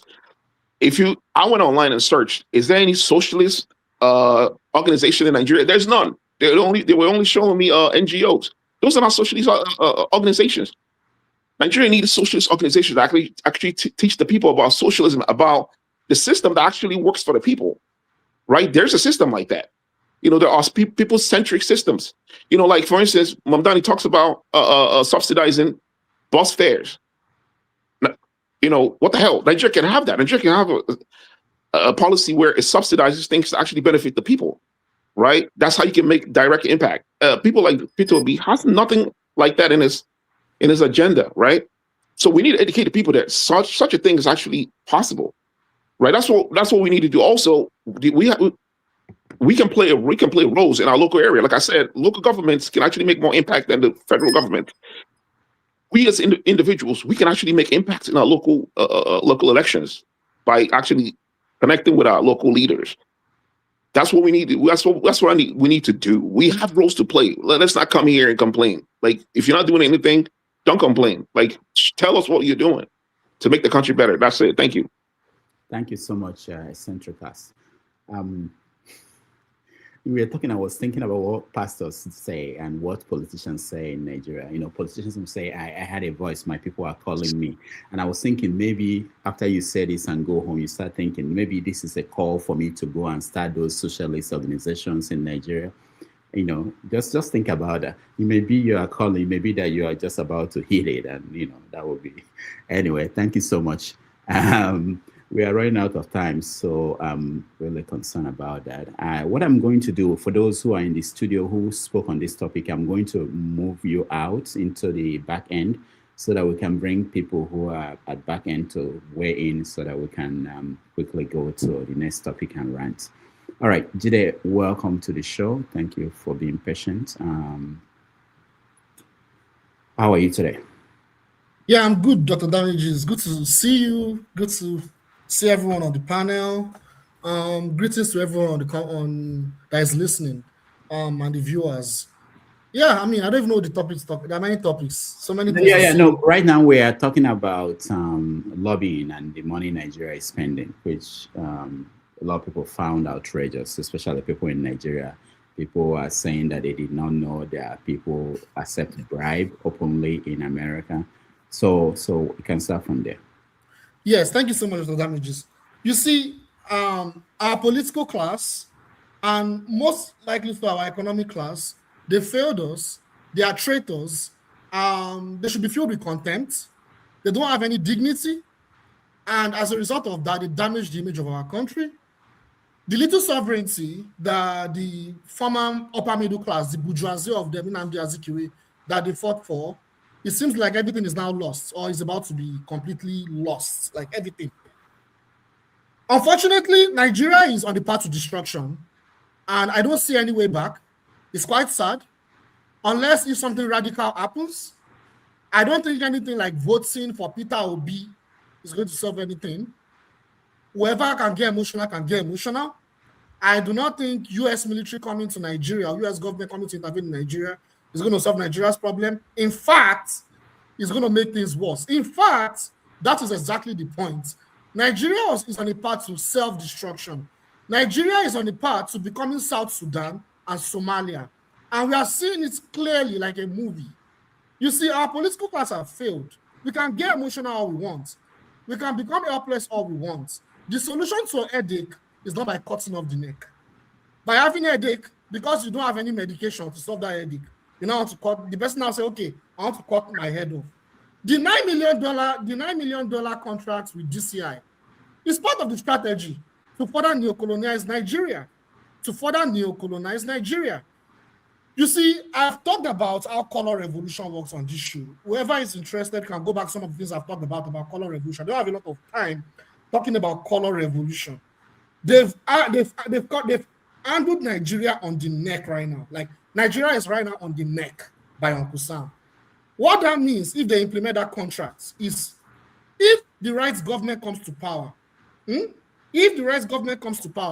all these NGOs, DCI, all these organizational bodies, they can easily infiltrate and orchestrate color revolution easily. The example is there in Iran. You can see what's going on in Iran right now. They impose sanctions to destroy Iran's economy, to debilitate Iran's economy. I don't want to digress. That one's a different topic. I'll talk about that one maybe another time. But the point I'm making right now, whoever is coming to run Nigeria right now, even if you vote for Peter, it's not even going to happen. But let's even assume there's a new political class in Nigeria right now. With DCI there and other NGOs operating on the background, they will further cause destabilization. They will then orchestrate a color revolution through National Endowment for Democracy and other NGOs that I don't want to mention their names. They will infiltrate and cause further destabilization. You see, a lot of our people, when we say that what is wrong with our people, I understand why that question is being asked. It's a very good question. It's a rhetorical question. What is wrong with our people? Like our, our uncle Dr. Damage to say, you say things like, who did this to us? Who did this to us? Exactly. You say who did this to us? Clearly, our problem, the way we are, there's something wrong with us. We have a lot of us, not all of us. A lot of us are pathetic. But I do not blame us for being pathetic. The truth is that we are colonially damaged. Including people that a lot of our people are colonially damaged. And I'm not going to blame our people for that. I will blame our elite. Because our elites, they've decided to sell their soul, they've decided to lose their dignity. And in fact, the little sovereignty that we have, they negotiated it. Look at Algeria. Look at South Africa. Look at how they fought for their independence. They fought. They sacrificed everything to liberate themselves. But because they gave it to us on a platter of gold, we do not know any value of it.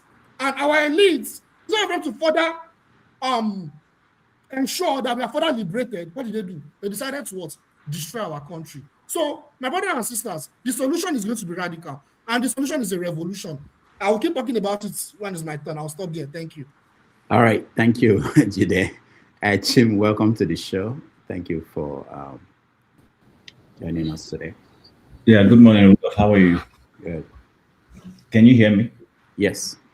Okay. You know, I'm interestingly, all my politics is not here. I was going to say today that I need him to remind us that all politics is local. He's missing. You know, during the week, your village people were fighting. Anokuman was fighting in the market square, knocking people, and you didn't bring it up. I don't know Anambra was fight. I saw that video, but I just forgot. You intentionally refused to play it. No, I don't have it. I don't have it. If I have it, I'll play it. I saw it once, and I didn't think it would be important by the end of the week. it turned out to be important. It didn't deem it important. Anyway, just by the side, revolutionary colonization. You almost made me change my name this morning from Chim to Onyemelo. I would have just changed my name to Onyemelo this morning. But anyway, back to the core of the conversation, which is on lobbying. Lobbying is part of politics ordinarily. It's still bribery, no matter how you try to cone it. It's bribery. The Americans can call it whatever they want to call it and legitimize it as they have in their politics. Yes, we know it's a legitimate way of getting things done in the US, but it's still bribery. It is bribery. So the average Nigerian who is calling it bribery is not wrong. It is bribery. But the question is, governments lobby fellow governments. You would see when Obasanjo wanted to run for Secretary General of the UN, that he lost to Boutros Ghali. The Nigerian government back then lobbied to see if Obasanjo would get the votes of NATO and some of the core, the 5 nations who dominate the Security Council. But it didn't work. We constantly lobby for things. There's nothing wrong in lobbying. But the question is, what are you lobbying for? In this instance, the Nigerian security advisor and the government is lobbying to change a narrative that clearly the whole world knows has a modicum of truth, that Nigerians are being killed. You can argue with the question about whether it is Christians being killed as the narrative is, or if it is both Christians and Muslims, or if it's a genocide against Christians or a genocide against people in the Middle Belt. That's not the question. The question is Nigerians are being killed. And a foreign entity is saying we have data that this is happening. And you're trying to counter non-government organizations who are pushing that narrative and trying to drag the American government into doing something. And you're trying to quell that view. And therefore, you're going through back channels. It's not like you're even lobbying the senators or the members of Congress who would eventually vote or influence the government policy. You're going through a third party. You're paying that amount of money. I'm not going to mention that money. We already know the value of what that can do to our economy. So you're spending that amount of money to change that narrative. And like, I think it was Mr. James before he left, he made a very valid point. Nigerian government has lobbied in the past, but didn't necessarily have to pay to lobby.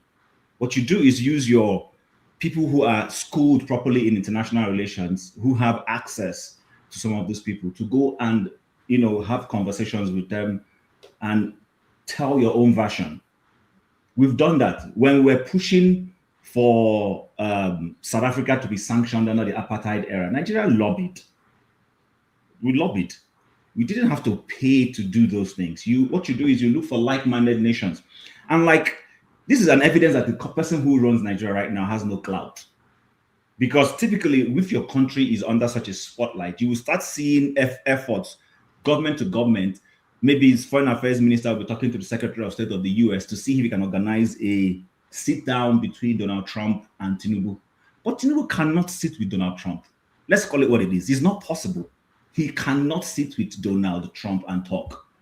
If anything, he's running away from having any interaction with the man.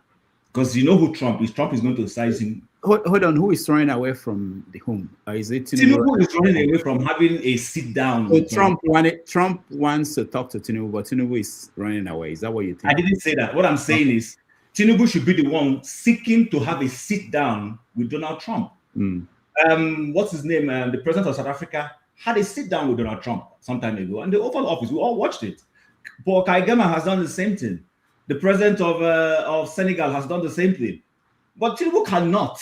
I'm sorry, he cannot. He doesn't have that capacity and self-confidence to sit with you. Tim, sorry. Why do you think that in that discussion he'll be sleeping? He can't. What is he going to say? Yes, Mr. No. The issue is Chim, there's something that I think you are not getting right. Are you saying that if Trump decides today that he wants to meet Tinubu, that it won't happen? I'm not saying it won't happen. So the issue is that it might be that Trump doesn't want. It might be that Trump doesn't want to meet him, not that Tinubu. Which is possible. I want to consider that. Yeah, that may be the factor, not the other way. You know, back in the days, I used to watch this British satire called The Yes Minister. I learned a lot from watching that satire, that program. It gave me a snippet, albeit from a comedic angle, of how governments work behind the scene. You know, that some things, not like today now, we just watch TV. There were some beautiful programs back in the days we used to work. So, but the point I'm making, and I know that anybody who knows what I'm saying knows what I'm saying. Tinubu cannot sit down with a Trump. I stand to be corrected. He cannot. The last person who sat down with a Trump, you heard what Trump came out saying, lifeless character. So he doesn't want to be called a lifeless character, I can bet you. Or told that he doesn't have anything upstairs. Because you know Trump is not the kind of politically diplomatic person who will just have government meeting and leave it there. He will come out and throw his mouth and tell you how the man stinks. If he had body odor, he will even come and say it. So I think, back to my point, the point is that you are lobbying to change a narrative about criminal tendencies going on in Nigeria. In the week you are doing that lobby, Toji, the bandit, came out in the same vicinity and told people living in those particular locations, gave them a deadline to leave that place, and that he was taking over that same place. But you went to lobby to change the narrative. Can you see that we have people who don't think in government, but emergency patriots will come here this morning? People who are more patriotic than Mongo Park will come here this morning to tell us how we are running Nigeria down. But those are the people running the country. They thought it wise in their estimation. They didn't look for Nigerians who have access, who can help them talk. They went through an American organization. Give that American, you know the American government will be laughing at them because this is revenue for the US economy. This is revenue for the US economy. It's free money you're giving them. But you could have brought up certain intellectuals, even if they don't accomplish much, but at least would have gone and made some inroad positively.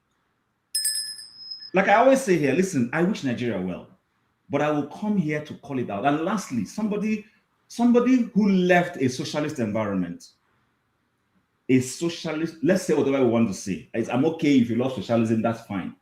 You left a socialist environment, came to a system that capitalism worked and designed, and you are fighting to distill socialism in that place that you left. Some of us say that live and go to diaspora, we need to be packaged and sent back to some places we come from. I'm sorry to say it. You left a socialist environment where socialism wasn't working, came to where capitalism works. Capitalism has its own evil forces. I'm not one of those who feels there shouldn't be some reforms in capitalism. But you left it and you're coming to come and school people who use capitalism to grow the economy that they should go back to socialism. Are you okay? Are you really okay? Chim, I have a question for you. Can I ask you a question real quick? If Rudolph allows you. Okay. Yeah, go ahead. Yeah. Thank you, Dr. Damages. Chim, are you referring to Nigeria being a socialist country? No. I'm referring to, okay. I don't want to call names, but I'm referring to somebody who came and was telling us, let me be honest. I'm referring to people like AOC and Mamdani. I'm sorry. These people, their great forefathers left socialist environments, came and used capitalism to bless them. Their children are now saying, bring back socialism where your grandfather left. I don't get it. Sometimes I see people, it's okay to come and tell me, call out whatever the problems with capitalism and is let's reform it a little bit. But to tell me that socialism that your grandfather left in Venezuela, left in Tanzania, Mamdani is Uganda and Tanzania, that was socialism there, Nyerere and co. It didn't work, let's be honest. Then they came to the US with you and your father, and then capitalism blessed your life. with whatever faults he has, and then you are now telling me this is this socialism you want to go back to. Please, my education should count for something. I don't just do follow. All right. Thank you, Chim. We'll get to that topic one day. Forefathers, welcome to the show. Yeah, thank you for having me, Dr. Damages. Greetings to all the panelists, the chat, and to the viewers. I guess the lobbying aspect is not new in terms of paying money to lobby in Washington. Clearly, it does have high rewards. I don't know why they were not spending before now. And what they are spending for even right now is spending 9 million for what? Because they said Nigeria was having Christian genocide. Maybe you should have started from spending to have Americans do more business with Nigeria or do more strategic relationships with Nigeria. You know, I the other day I saw an American go to India to offer them to build their jet fighters engines in those countries. When they are doing those things, they bring expertise to those countries. That's how they did with this is China too. That's why China is where it is, because America brought expertise, real strategic expertise there. But we lack ambition. And when we go there, all we ask for, please don't come and kill us. That's all. We pay them off to buy for another day while they get stronger. And eventually, the judgment will come and they will come and kill you anyway. Because that's where it's going to end. If I'm sounding dramatic, but it's not. It's true. That's where it's going to come. Sooner or later, if we don't face the consequence of what we are doing, we don't start being a little bit more ambitious, we're not going to get anywhere. I think Gide shared some document last week about the strategy that American state is looking to use. And he talked about how it wants its allies to have regional influence. And those are the kind of people they like to work with, people that actually have something to offer them, not go there begging constantly, like our NSA head was begging them, embarrassing us. And some people inviting other people to come and colonize us. I don't know. Like, you can determine what they do when you give them the power. Why do we always sacrifice our lives for people we don't know? And this is part of a cost on us. Somebody was having a debate yesterday that Africans cost. Was it not very dark man that went to Egypt or Morocco? Was saying, are we cost? Because we give something sacred that our life that God gave to us, we want to hand it to another man to take care of it. A man is saying that let another man do it. What do you think your job is? What do you think God gave you this life for? He gave you the life to protect your own, to defend your own, and you give it to another man. That man can decide whatever they like. Look at Donald Trump now, what they are doing to their own people. The Venezuela itself that they said they were going to go to. I think when he was saying, oh, we are going to do it for the oil, the money is in Qatar now. I think when I was saying it last week, people thought it was a joke. You don't control what they are going to do. You can't control it. How can you offer? It's like you see a rich man, he's doing very well. He say, take my children. You don't know whether he's a medicine man. He uses people to do medicine. You take your children. And we know this medicine man that you are sending to go and take care of your children. They used to use our people's skin for making books and leather. They dealt with our people. They are there across the ocean. They've done so many horrible things to our people. And these same people, you know, they are capable of destroying continents. You know, Dr. Damaji, you suggested that you referenced the man that was saying that they should give Lagos to Microsoft. You know, Microsoft is a scary, scary beast. This is a man that invented a way to a contraception that can keep your women infertile for years. And if you sacrifice, if people don't understand what they are sacrificing, they could come and sterilize all your women. What happens? What happens? You're done. You gave us something God gave you and you just gave it away like that.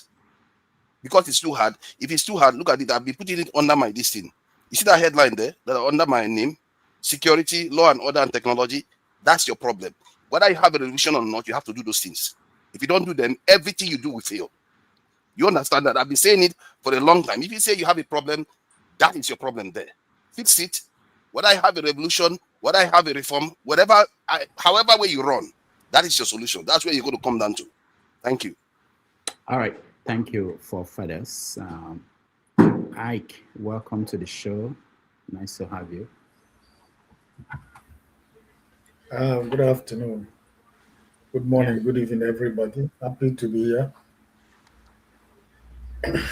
I think there is one thing all of us have agreed in this conversation, that government used to do lobbying, whether it's for the benefit of their countries or for whatever benefit. But we have all agreed that government do lobby.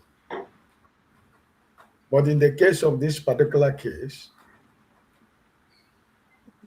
your government is lobbying America to say that there is no Christian genocide.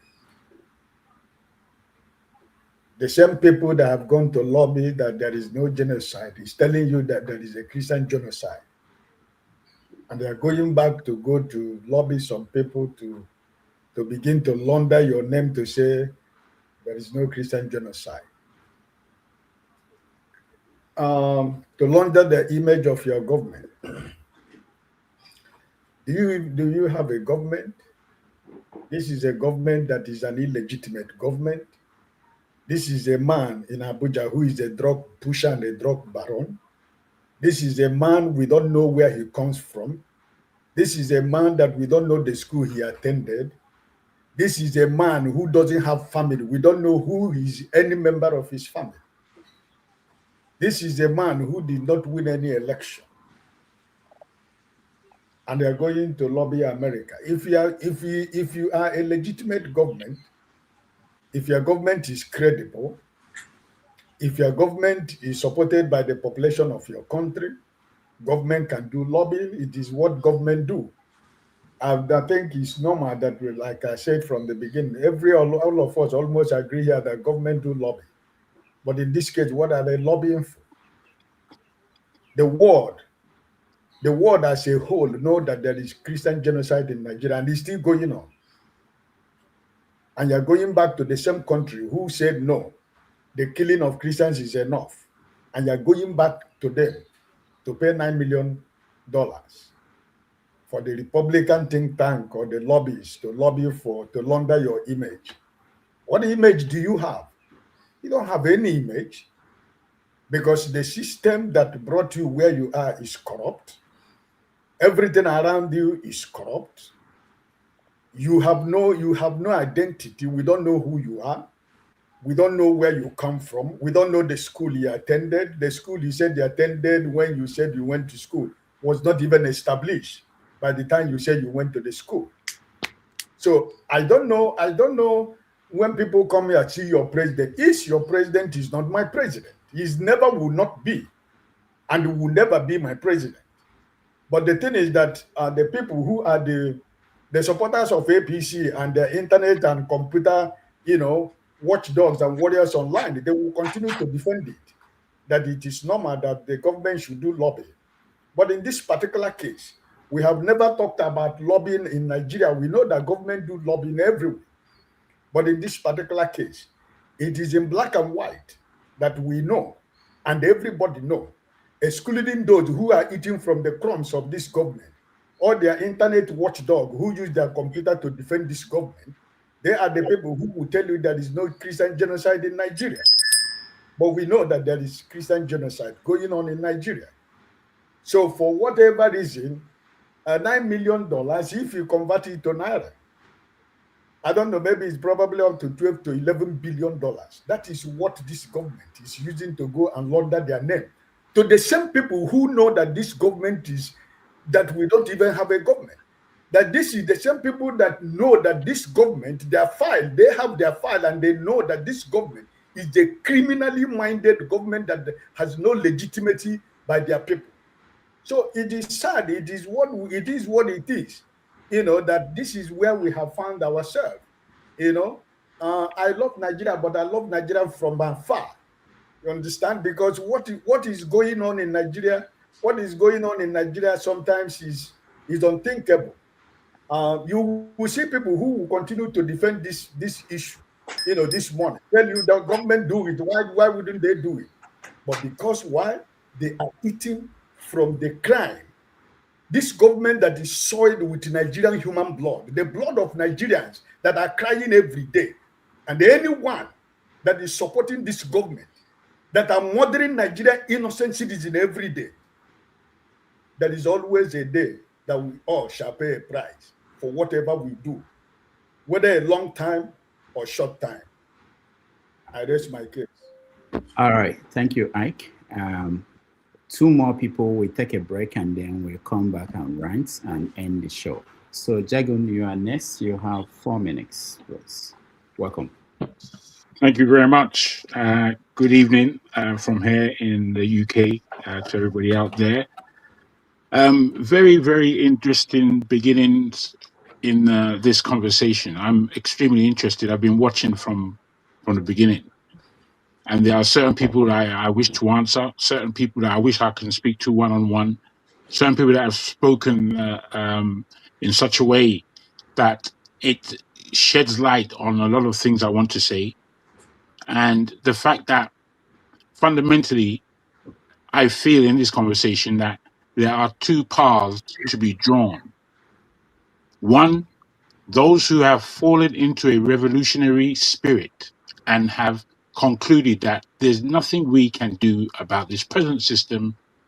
We have to reset, which is my adage right now, is to reset. And he who resets first owns the century. So the other side now are those who still believe that an election in 2027 would somehow be able to effect some kind of change positively for Nigeria going forward, given where we are right now. Two distinct areas that I've been seeing on this platform and in this discussion that people are falling into. There are those of us who have always been revolutionaries on this panel, and we know who they are. But as I'm listening, I'm seeing the stalwarts of politics as it is, and politics is the way forward. And even though we are in a dire situation as a country, fair governance and fair approach and fair this and fair that would lead to a fair change. Me, I don't believe in that clause at all. I'm a revolutionary. And I will explain how a peaceful revolution can take place in that thing called Nigeria. I say to you all that 2027 is close. And with the mingle-mangle of what is Nigerian politics, I might not be able to blame us all for not seeing through all this fandangle that we've been going through. After the 2023 election, I lost hope for my country, Nigeria. I lost hope for the fact that any salient thing, any honest thing can come out from our approach to politics. And in the years that have gone by, I reasonably stand that if we, the people, do not organize ourselves to bring about a revolution, to cease a 2027 election from taking place, to provide interim government along with the backing of the military that would see for sure that the 2-year process of us rejigging everything from top to bottom before we go to elections again. Within those 2 years, we would have the conversation that tells us who it is that we are and how we are bargaining to be included in this thing called Nigeria, or bargaining away from it. We're going to have a discussion, because the way things are going, we are fooling ourselves. We're pretending. We're going to ride the same bike, believing it's going to take us to a new destination, but it's not. It's going to happen all over again. If you just go back, each of us, to the point where we were, 2021, 2022, we were coming from a haze called COVID. The big haze in the whole world that was planning God knows what it was planning for most of us. And then we come into a structure of ending of Buhari government, and we knowing that we can't keep another level like this. Yet still, we voted the same people in. We voted worse in voting Tinubu in, away from Obi at the time, who was giving us a lot of hope. So I'm saying to you, Rudolph and panel, I would like you to actually speak about these differences of each of your panelists and where they stand, and give them a way of putting forward their arguments to the opposition, as it were. And let us be an opposition here on this panel where we really flesh out, do we go and do the same rubbish that we've been doing for the last 12 years, as it will be? Or do we take the bull by the horn, take responsibility of our country? This is an answer to people like Eccentric, who speaks well of knowing that we've got to come out of this fog. We can do something. Do something I want to be a part of. I'm sorry to take time. It's very, very important. I saw that you've given everybody a good long stretch to speak out and flesh out what it is their intentions are on this panel. I want to say that these are my intentions. And Rudolph, I put it to you, please, somehow understand these things, put them to a test, a verbal, intellectual test within your program, and let us really flesh this out. Thank you very much. All right. Thank you, Jagun. Before we continue, let me just point out that tomorrow on 90 Minutes Africa, we are going to have Dr. Nemeka Onyeka Obiareri, who is an investment banker. Most of you have seen him on TV analyzing issues. He will talk about Trump, the New World Order, and how it will impact and affect Africa, with emphasis on Nigeria's upcoming election, 2027. So if you can join us tomorrow at 12:30 p.m. New York time, 6:30 p.m. Nigeria, he will be here. He was here last year and it was quite entertaining. He has some radical views that I think most of you people here who are having issues with Trump would like to listen to that. So tomorrow at 12:30 p.m. New York time, he will be here. All right. I think we're going to go to KJ. After KJ, we take a break. I know there are people in the studio, but we have to end. For those who are just joining us for the first time in the year, we don't have any leeway anymore. We have to end exactly at 3 p.m., 3 hours of the show.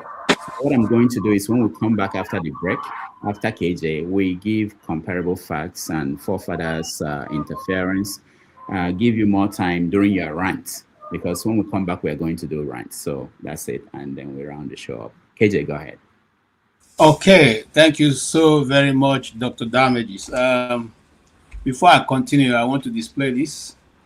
I have my copy. Gentlemen and ladies, please do your best to get this.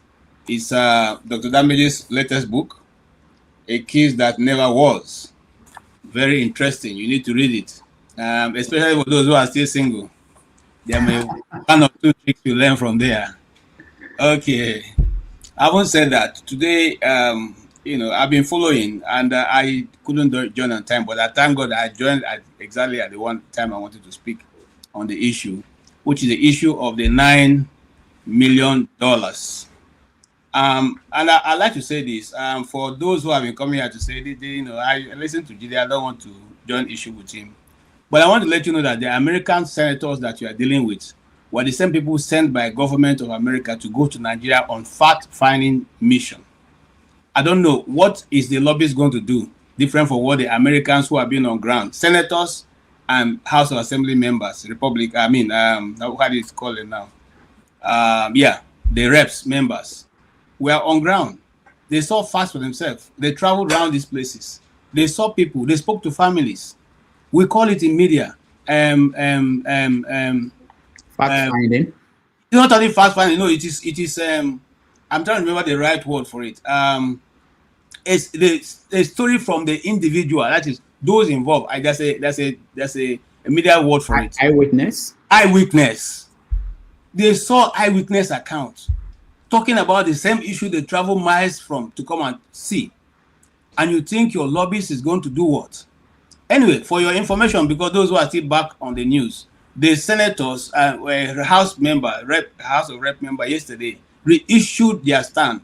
In fact, there are 3 meetings held in DC yesterday, for which one of the guys I'm trying to bring to this panel was in Frank Otto, okay, who was a sometimes special assistant to the governor, Otto. Okay, the meeting held, they reiterated their stand that they are now going to double their effort to make sure that the narrative which the government is trying to cover is exposed even more. And I want to even go further to say that Truth Nigeria have the same way not only been able to bring more facts out, they've now digitalized it.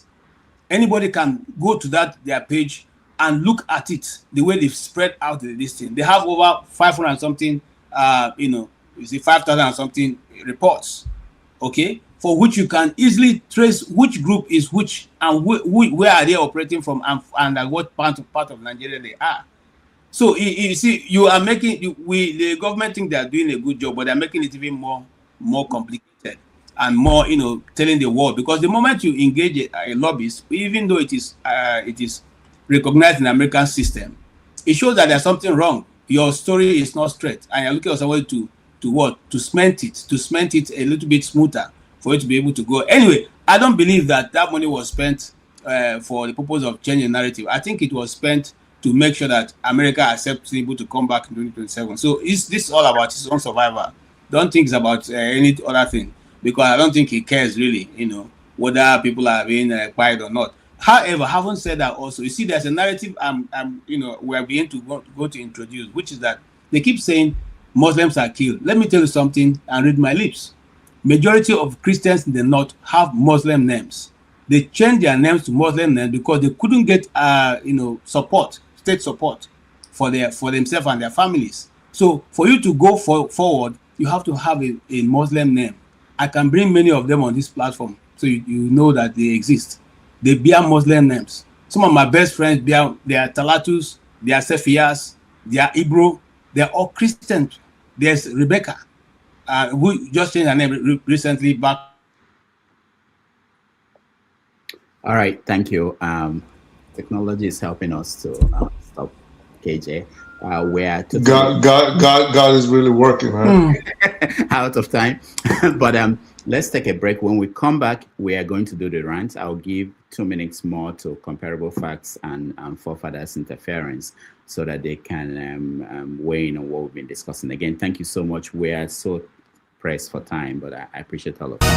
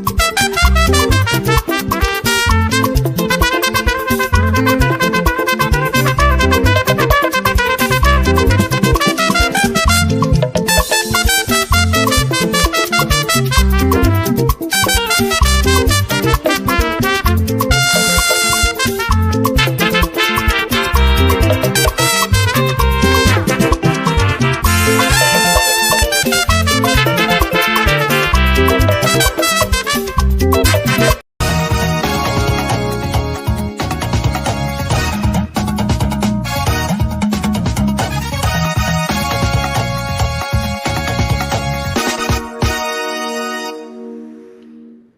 right, welcome back, everybody. Thank you for staying. I know that I'm rushing everybody, but that's the way it is.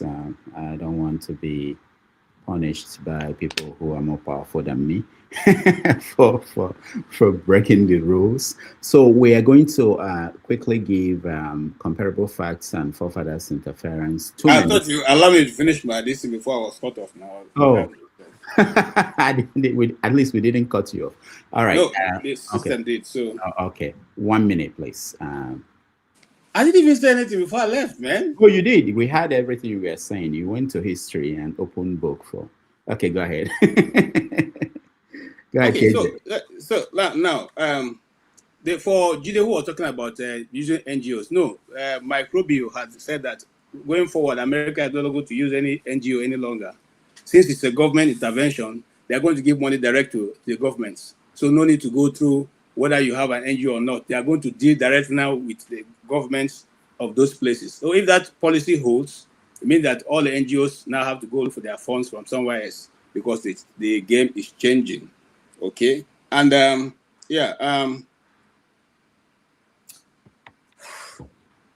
okay, now about the money, that's what I was going to really. You see, that money alone could have been able to settle majority of the IDP camps that you have in Nigeria. Assuming that we wanted to show that the government wanted to show that they are concerned about what was going on. What they would have simply done was to get they take that money they've used now to spend it on what? On the IDPs themselves, those communities that have been ravaged by these terrorists. Okay, you rebuild their communities, you take them back. You give them some form of stipends to start their life. Then the international community will recognize that you are doing something positive. You don't even need to lobby them to be able to see those things because people will talk about it. It's just like what happened between Orji Zokalo and the governor of Abia State. The governor doesn't need to say anything. It is the people that are showing what he's doing. It's the people that went out to march to show that this guy had doing this and we're grateful for it. So for a government who doesn't know its left from the right, that's what they will do. They are simply making Roger Stones, have more money to spend this year and be able to pay his staff. Because imagine it, $700,000 in America. It's not more money. You don't need to go look for source for other jobs. You just use that to pay your workers and go to the French Isles to go and enjoy yourself for holidays. I mean, these guys are totally showing they don't understand. And just like, some people have said, we have much more than enough people in Nigeria who could have been able to help if they wanted, if that's what they wanted, or use their own government officials to do whatever they're doing. So finally, those who are mentioning, I have some respect for certain people, but when you speak and you want to use a Muslim, and I don't have a problem with saying that, I don't have a problem with his faith, but I'm saying somebody who does not believe in the American system, the system that hitherto has brought you here. Now, if you don't like the system, please, the airlines have not stopped operating from America to Nigeria. Go back there and talk from there. Let us see how you can be able to make it. Some of you sit here, you enjoy the good distance, you enjoy the roads, you enjoy the electricity, you even enjoy when you infringe on the right of the government, and the government takes you to court. You go there to defend yourself, a thing that you can never dream of. If that was possible, we think some of us to be here. You can never dream of it in Nigeria that you go to court against the government and you get a fair hearing. And then you come here, you sit here, and then you are trying to now dictate, tell us how, come on, bro. If you want to show me that what you are preaching is totally, you believe in it, go back to Nigeria and then try it. Then I'll know that you're a brave person. Some of you sit there because how many times have you ever faced a policeman pointing gun at you and tell you that, I can finish you here. We are a stupid journalist. Just say you are not a stupid journalist. Let me show you something now. How many of you? How many? You sit here, just open your mouth. Go to Nigeria. If I dare you, I can help you pay your transport to go there. And then let me see how you survive there. Thank you very much, Rudolph. All right. Thank you, KJ. We're now into rants. We have 12 minutes. I don't know how we are going to get to everybody. There are 10 people here. and then 2 or 3 people in back end. So please, I will make sure that 2 minutes I will cut everybody off. I'm sorry, it's not in my control. Comparable facts. Welcome back. Welcome from Nigeria. I'm sure you went there for Christmas. Next time, come early. I want to know what's happened, what the experience were like, but not today because of time. But go ahead. Oh, there's another program coming up. Forefathers, we have a program after this, so you can go there. Oh. Yeah. Okay. By that time, I will talk more about Nigeria. Thank you very much. Happy New Year, everybody. Nice to see everybody on this platform, and it's nice to be back. So my rant will be in reference to what everybody is talking about, about this 9 million that was paid to lobby Nigeria image. I kind of find it like a missed priority. I mean, it's like it's like a warfare, try to change the narrative. But what are you changing? I mean, the people who are trying to change the narrative, they know what's actually happening in Nigeria. I mean, America has more information, than ordinary people, even in my village or even the place that I stay. Because in Nigeria, they don't know what's going on. The afterwards is going to feed them the next day. So I don't know the purpose of changing the narrative. Nigeria is not, I think Nigeria has a problem. This is why we are not getting anywhere. Every time it's about doing something that's, it doesn't even help the country. In that way, like I said, I've not been following a lot of news, so I don't really have much to say, but I can say much about what I witnessed when I was in Nigeria. So maybe in the next show, I will say about that. Thank you. All right. Thank you so much. Let's go to Forefathers Interference. Is that the new name? All right, go ahead. Welcome to the show. Yeah. How are you doing? All right. Yeah. Okay. So since we're trying to run along with this, with regards to the fees paid to the lobbying firm, let's keep it short. If you guys, when I say you guys, I'm speaking generally, did not try to demarcate Nigeria, maybe Nigeria would not be paying these fees to launder its own image. So the money could definitely be put to better use, but there's nothing wrong with what they're doing now because it is necessary. You guys literally drag Nigeria in the mud, and I think it is very disingenuous of you to now say, well, why are they trying to launder their own image? That said, there was something Chim said, and this is why I actually decided to come up, and it was about Ma'am Danny. And even before I go on to that, I don't know who KJ was ranting at. I would assume it was someone else when he started going off on Muslims, which he came on and told us he was mad at with that. But with regards to Chim, he said something about Ma'am Danny and AOC, and if they're socialists and maybe they want to go back to Tanzania and Uganda, Venezuela and Uganda. These are Brooklyn, these are New Yorkers. For clarification, I'm from Brooklyn. I live in Scarsdale now, and I do have businesses out in the city, properties that we own. And if anybody should be complaining about what Ma'am Danny is about to do, I think I would be in a position to say, well, he's going to put a 2.5 or 3.5 tax hike, and then we have to pay fees for this bond. But no, I'm not going to take that position. The position I'm going to take, and which I think, again, Nigerians should stop listening to all these conservative talking points, okay? And the position I'm going to take is the same one that the voters that put Mamdani in charge took, which is New York is very short on housing. New York is short on the rent freeze. These are the policies he wants to implement. The rent freeze, affordable housing, free buses, which he actually co-signed a bill in 2023. They tried the pilot program and it worked.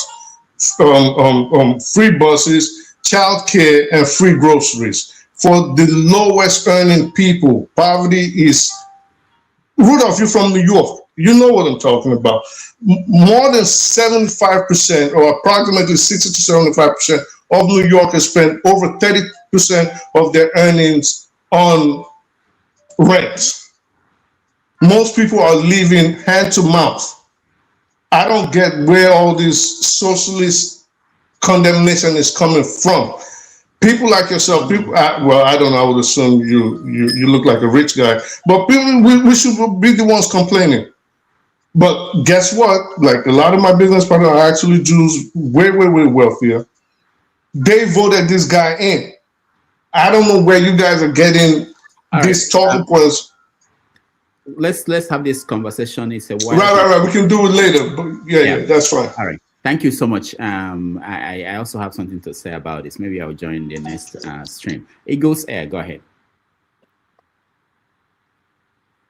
Eagles Air, can you hear me?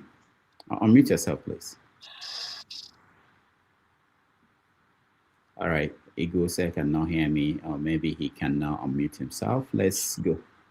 You're muted. I can't hear you. We can't hear you. Yeah, can you hear me right now? Okay. Go ahead.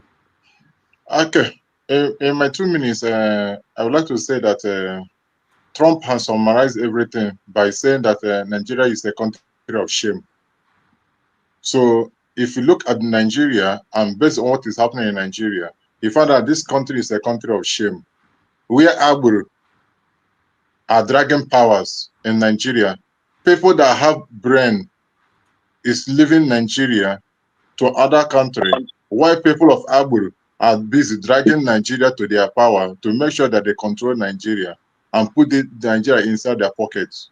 So if you look at what is going on in Nigeria, could you imagine yesterday I saw a video in a Kogi state, a whole community have wiped out. They are no longer exist again in that place in Kogi state because of what? The bandits have taken over. So if you find out that if you look at the way things are going out, you find out that there is no government in Nigeria.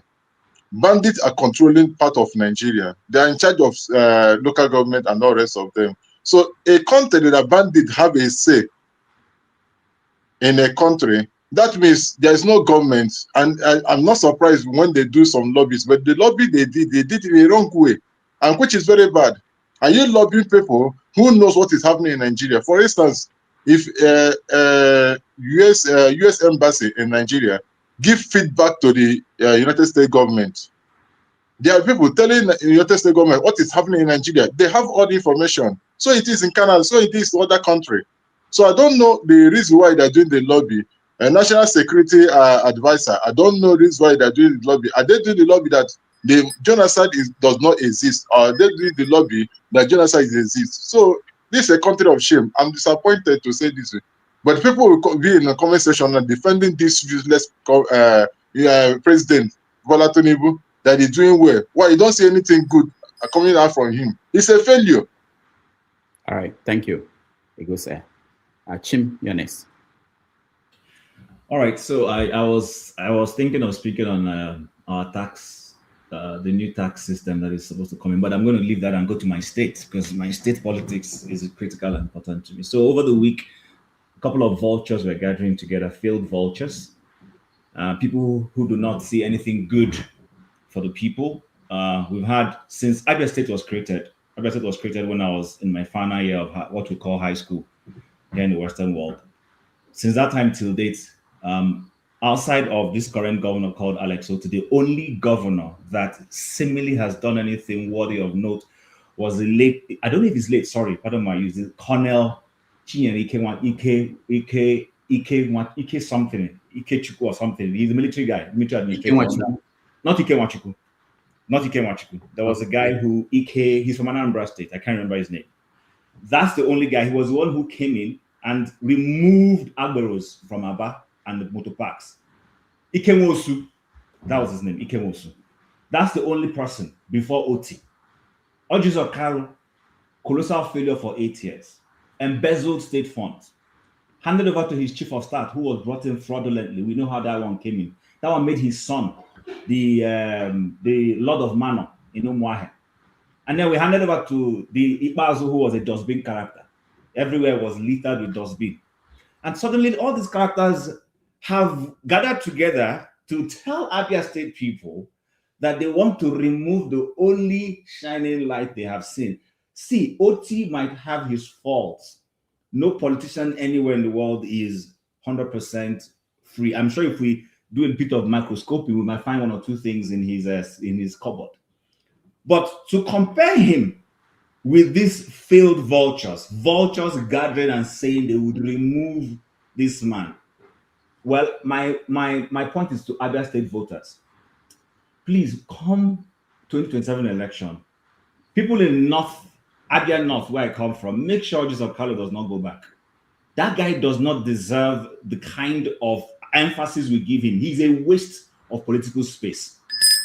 These guys should need to be left removed so that that state can have a breathing space and grow. They are the albatross that is making that state not to progress. That is my rant. All right. Thank you. Very good, Chim. Recolonization, you have 2 minutes. Let's hear it. My rant is very simple. I want to give Nigerians a very big advice. Which is, if you have ears, listen. There shouldn't be any election in Nigeria in 2027 until we know where we are going in that country. And I want Nigerians to take seriously, when we talk about Nigeria, we shouldn't be joking about Nigeria. Because this is what I see many people are doing in this platform. They just come and just say whatever they like. They think they can speak English or they know everything. They compare us with other people. Nigeria is a very big country. Criminals have managed to run it down. And when we come to the platform, like, they think that it's everybody who have time to come and waste our time here. I don't come here to waste my time. I come here because I'm passionate about that country. And I know what is happening in that country, that what is happening in Nigeria is not right. No election should happen next year because it will just be nothing. It's just nothing, like Mr. Jagu said. It's just nothing, another nonsense. And we should start thinking about help, whether it comes from America, from Microsoft, from anybody. We need help in that country. We can't help ourselves. Thank you. All right. Thank you, my man. Let's go to Forefathers. You have 2 minutes to rant. Oh, I didn't know we had. Okay, thank you for that. I just think that there is a lot of confusion within the way we discuss about the Nigerian issues.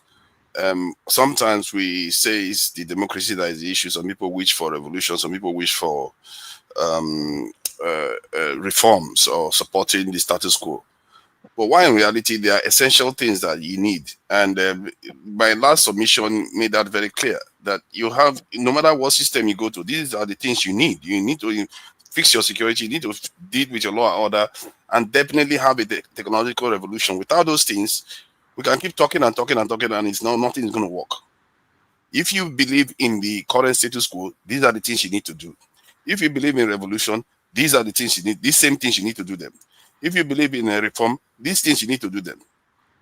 No matter what system you believe in, including Saudi Arabia, communist China, the democratic America, these are the essential ingredients. When you distill them out, these are the things they all have in common. They don't have to have democracy. They don't have to even have equity. But they have to have these essential things for those nations to function. So I'm not going to keep it long. Thank you for that. All right. Thank you, Forefathers. Mazi Opara, you are next. Yeah, about Wike and River State, the absurdity in River State.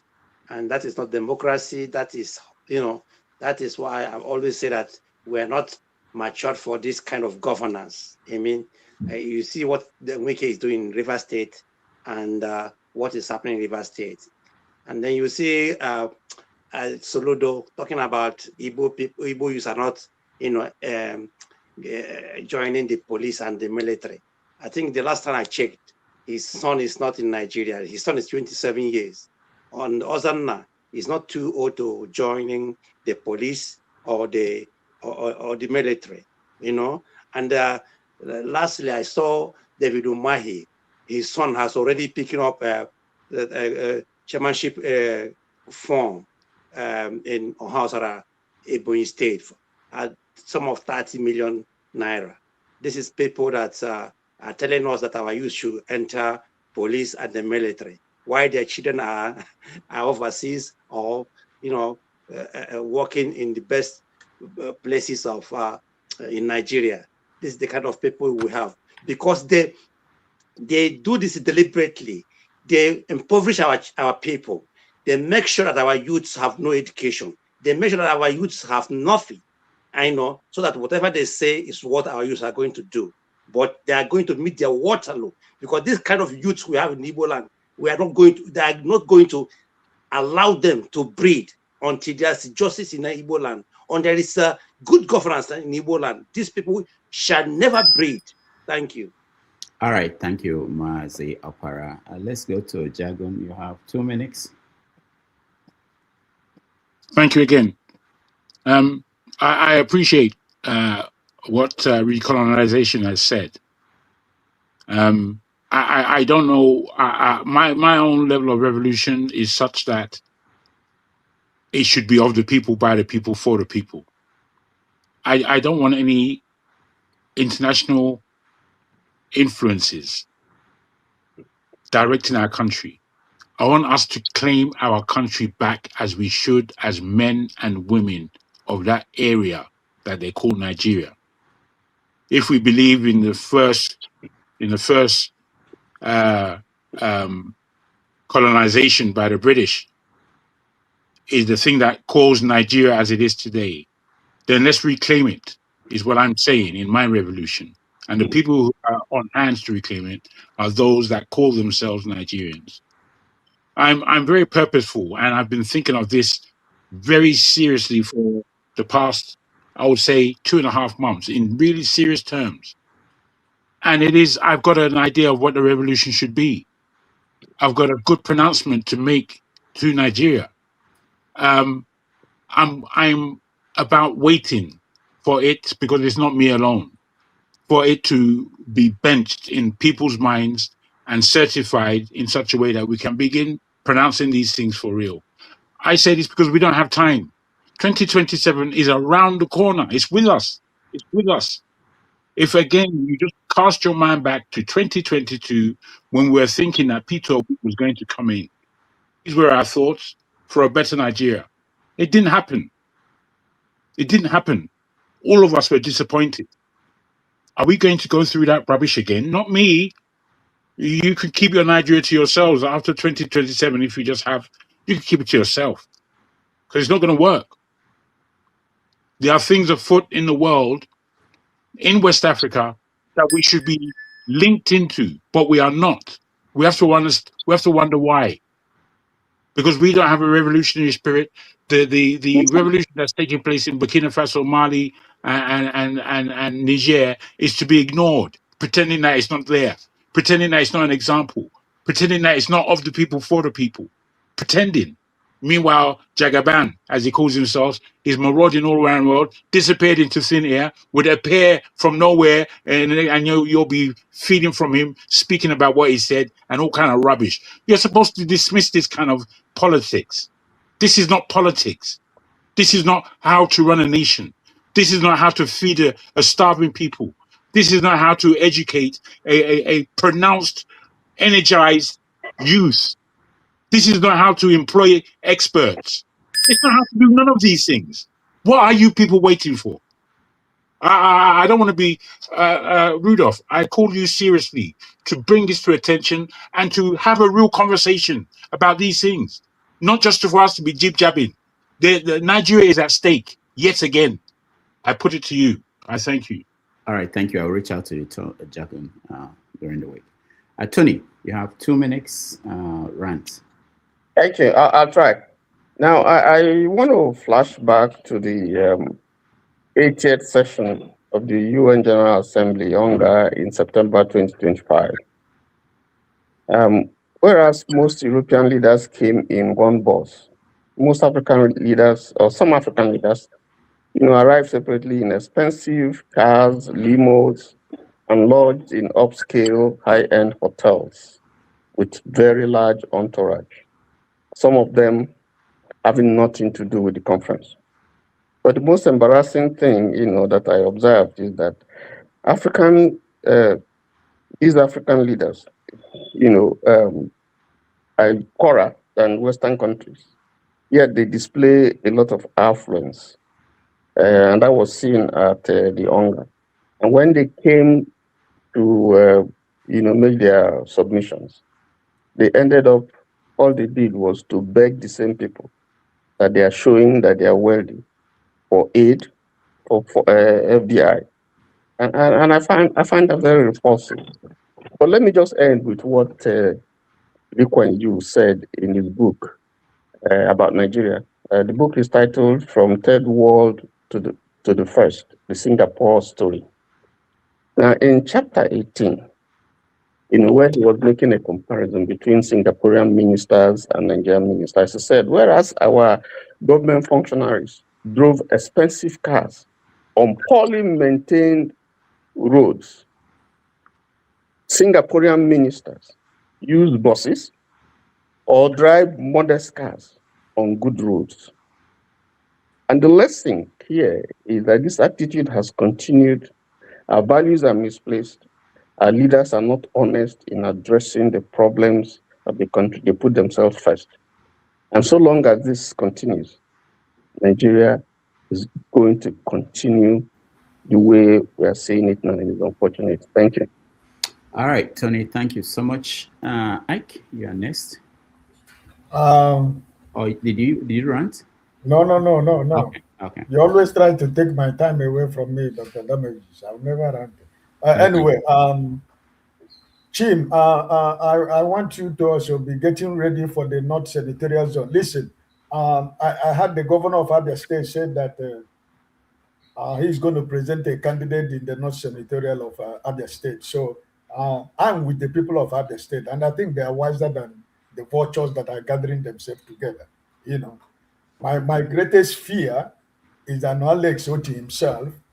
I don't know the level of pressure he's getting from APC, but I think the best bet he has right now is to join ADC. That's what I think he needs to do. But after that, I believe that the people of Abia State know what is at stake, and they know what is good for them. So I'm very happy and I'm very confident that Alex Oti will come back 2027, and the people of Abia will do the necessary thing. Because if the only thing I am praying in Abia State that all Jews of Kali will never go back to the Senate. If it is the only thing the people of Abia State will achieve in 2027, I will be very happy. On a final note of what my brother Tony said, there are a lot of people who will continue to come here to defend this government. I'm happy you read the book. You read something in the book. It is for all of us to digest it. There are a lot of people who will tell you, no, this government is working. Because you are living in diaspora, you don't know. This government is working, But I thank God, compared with Singapore and Nigeria today, and all of us can be able to give account of the two countries. God bless you. All right. Thank you so much. Both Carlo and Benjamin, they will not return. All right. Somehow we lost a righteous man who was going to be the next. So let's hear from Ife. Ife, where are you? Okay. All right. Let's hear from Ife. Woo. Good afternoon, everybody. Papudoka, you still did not keep our conversation. I told you what to do. You didn't do that. Oh, I forgot. I'll call you. No, you did not forget. Stop Papudoka. This is 2026. Please. What was it? Remind me, please. Old age is bothering me. I've got to that Hi, point. everybody. I swear, if Nigerian politics, if we are not tired of what is happening in Nigeria at this point, you just know that I have completely given up. And I say completely given up. When you wake up every morning hoping, believing that, you will get a positive news. You don't. Let us start from Delta State. I was listening to Arise News the other day, and I'm looking at a state like that with the vast allocation that they get. They bought vehicles for their legislators. If you travel from Onitsha, just as a balloon, there is something they call the Ndaguluwo, right? Meaning that is like a death trap, the roads. But the most important thing the governor was able to do is to buy cars for the legislators. At the end of the day, I asked myself, What about ordinary citizens? And then you look back, guess who? The people supporting these people are the poor masses. The poor masses are hailing them.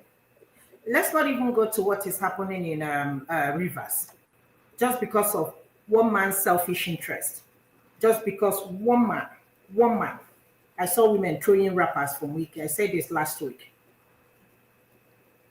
I was looking at the highest paid legislators in the whole world. Nigerian legislators are the highest paid. And then you ask yourself, what are they actually doing for Nigeria? Absolutely nothing. It seems like it's only one person that we have in that legislator. That's Natasha. And I know somebody asked Natasha, where do you get this money? My question, I was like, why are you asking her where she got the money from? The most important thing is that she's doing something.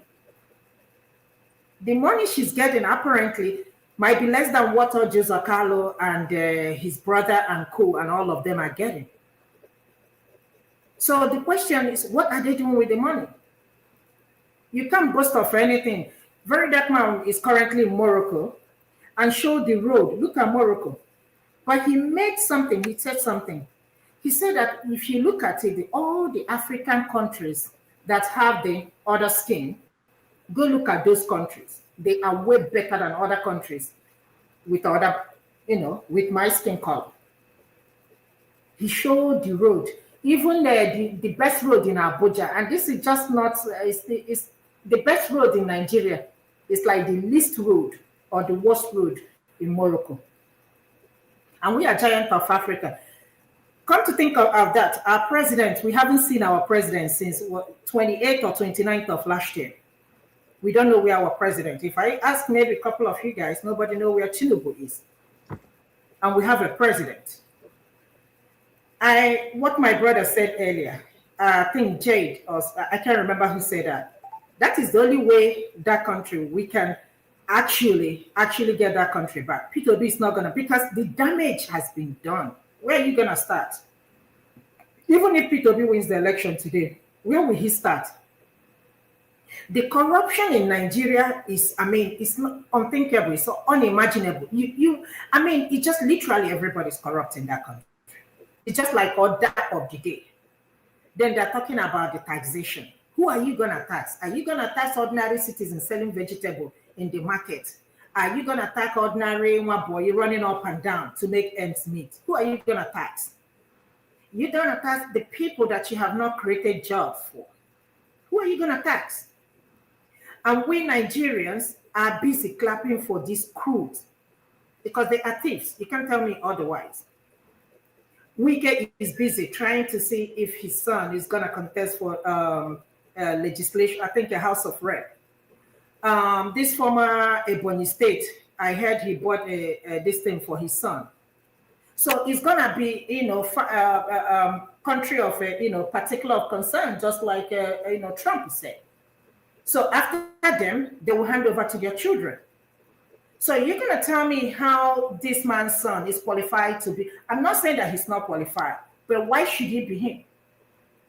Why? Ojo Carlo's daughter is an ambassador. And what are we doing? And I keep saying it every day we come here, we talk about the same thing over and over again.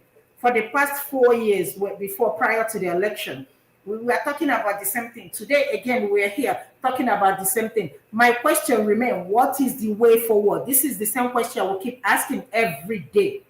What is the way forward? Today, we had one, which was to allow one of these countries to take over Nigeria, African countries, America to take over Nigeria. Do you sign up for that? That was from the recolonization. So let me tell you, whether they don't take over, tell me what you have enjoyed as a Nigerian citizen. No, I'm just saying. You are in New York. We're coming with options. One of us came up with that option. To colonize us. Yeah, recolonize. Are we not better off if they colonize us? No, are we not better off? I'm not against you it. People are talking about the oil when what's his name? Trump wanted to, in Nigeria. People are worried about the oil.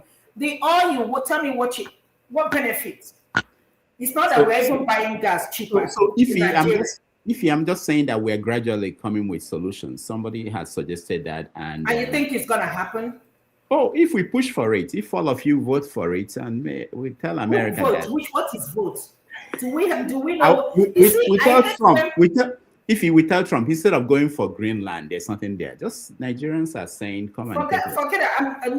So what I don't understand, why are we still talking about the election in Nigeria? Look at the charade we had in 2023. Yeah, is that an election? And you people are hoping that something positive is gonna come in 2027. How? Tinubu, I listened to Chido Dinkalo. He said what he said. I love that man to bring him back.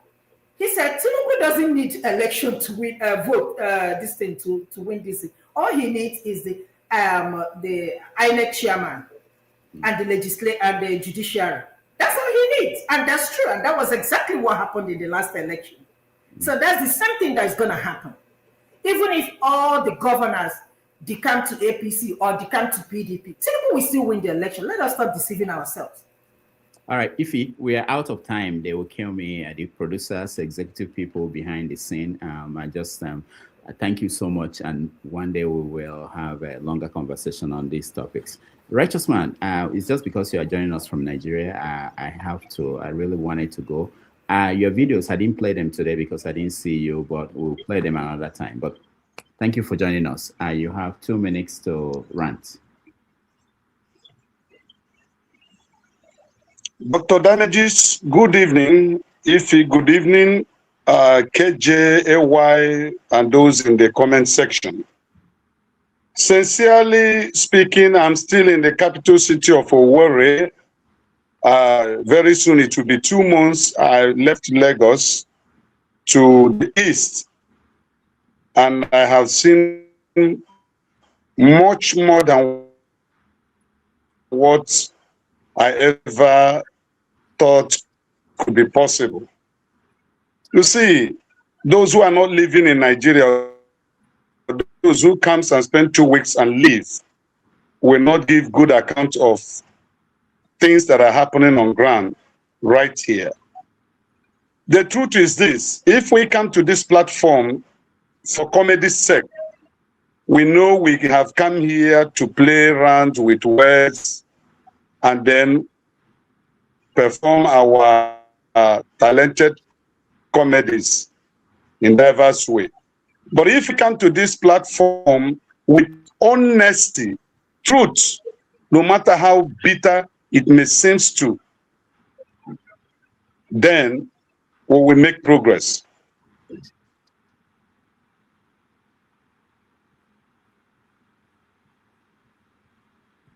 Hello? Okay, we lost him.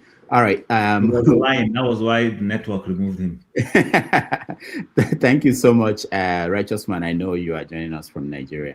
Let me thank everybody that watched us. Those at home, thank you so much for being here. We appreciate all of you.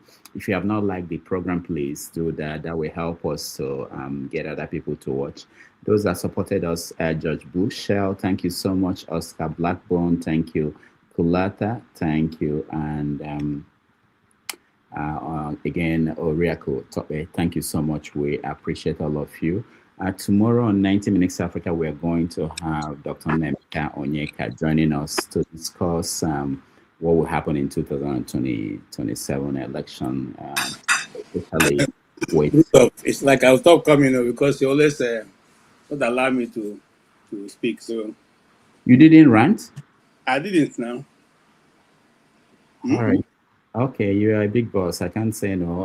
No, I didn't. If I did, I wouldn't have I'm sorry. Yeah, I'm sorry. You know, I'm just worried. If you say I can leave you to, I'm worried. Close, you can close. I'm worried about time. That's why. Okay, go ahead. Just 2 minutes. Okay, here's what I would say. First and foremost, we Abians, we are ready for Oji Okalo. He knew how he won last time. He went to the villages and begged. He went to village. He begged. In my village, he made one stupid road that lasted only 3 months. That was one of the conditions they gave him. This time, I'm not going to be any condition, because as soon as Alex ought to bring somebody from that region, he won't come back. I can assure you. If you have been following the trend in Abia, yesterday about the biggest city in Abia State and with the largest population. All the youths were in the streets dancing and marching, okay, in support of what electricity have done. That's the first time that you can actually live in Aba without buying a rain boot during the rainy season. So who will say that?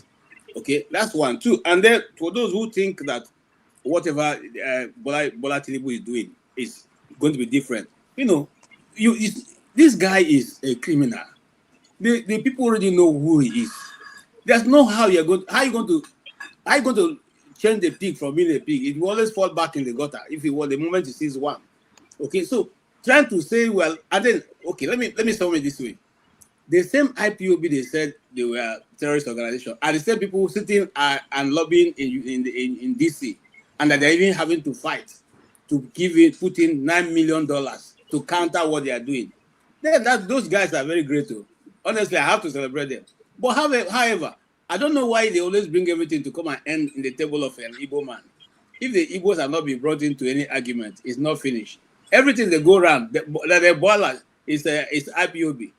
Everybody finds a way to end up in the Igbo table. If they don't like us for Nigeria, make una let us go now. I mean, it's not simply just simple. Just look, you guys, we are tired of you guys. Can you just leave by tomorrow? We will all leave quietly. Leave us to go and kill ourselves in our states. Don't worry, whatever. If we finish buying ourselves, we can come and take the land when we leave it. Which one be this one for crying out loud? Thank you so much. That's my rant. All right. Thank you, KJ. And on that note, I want to thank everybody who joined us. I appreciate all of you. Thank you, Ify, for being here. Thank you, KJ. Thank you. Dr. Rudolph, I have not finished my statement, and I'm calling from Nigeria. It's not easy. Okay. Righteous man, there's another show. I shared the link. You can join that show. I'm really sorry. I've gone over by more than how many? 25 minutes. I'm really sorry. They will kill me. I signed the contract. They were about to fire me. But next week, come early so that we can play the videos. I want to talk to you. I just don't want to play the videos you sent to me. I want to talk to you so they can help us understand what's going on. So if you can come on next week early, we can talk about that. I'm really sorry, Righteous Man. I gotta go. Thank you, everybody, for joining us. I appreciate all of you. Jagun, thank you so much. Ike, thank you. Chim, thank you. And Forefathers, thank you. Forefathers is on, and anybody can join. I will try to join if I can, because there's some things I want to also talk about. All right. Until tomorrow on 90 Minutes Africa. Thank you, everybody. I'll see you.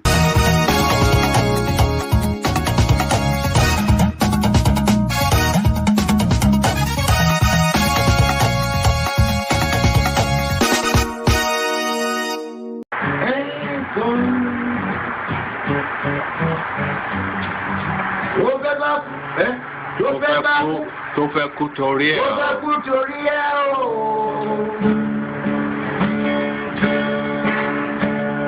Ọwọ́ ẹni ló ti ṣàánú kọ́. Ayé la fi sílẹ̀ sí. Ọ̀nà èèyàn. Thank you so much for watching. Thank you. Have you subscribed? Yes, you. Have you subscribed? You. Yeah, before you go, click. It's free. Click. Just that's it. Have you subscribed? You're laughing. Have you subscribed? Have you subscribed? Thank you. Thank you. Thank you. Hey, madam. Thank you so much. I can see you. We have to get to 100,000 subscribers. By the end of the year, how are we going to do that if you don't subscribe? Yes, you. Yes, you're about to click off. Why? Have you subscribed? It's free. If you don't, ask your son, ask your daughter how to. Just one click. Thank you. I see you. Aha. Thank you very much.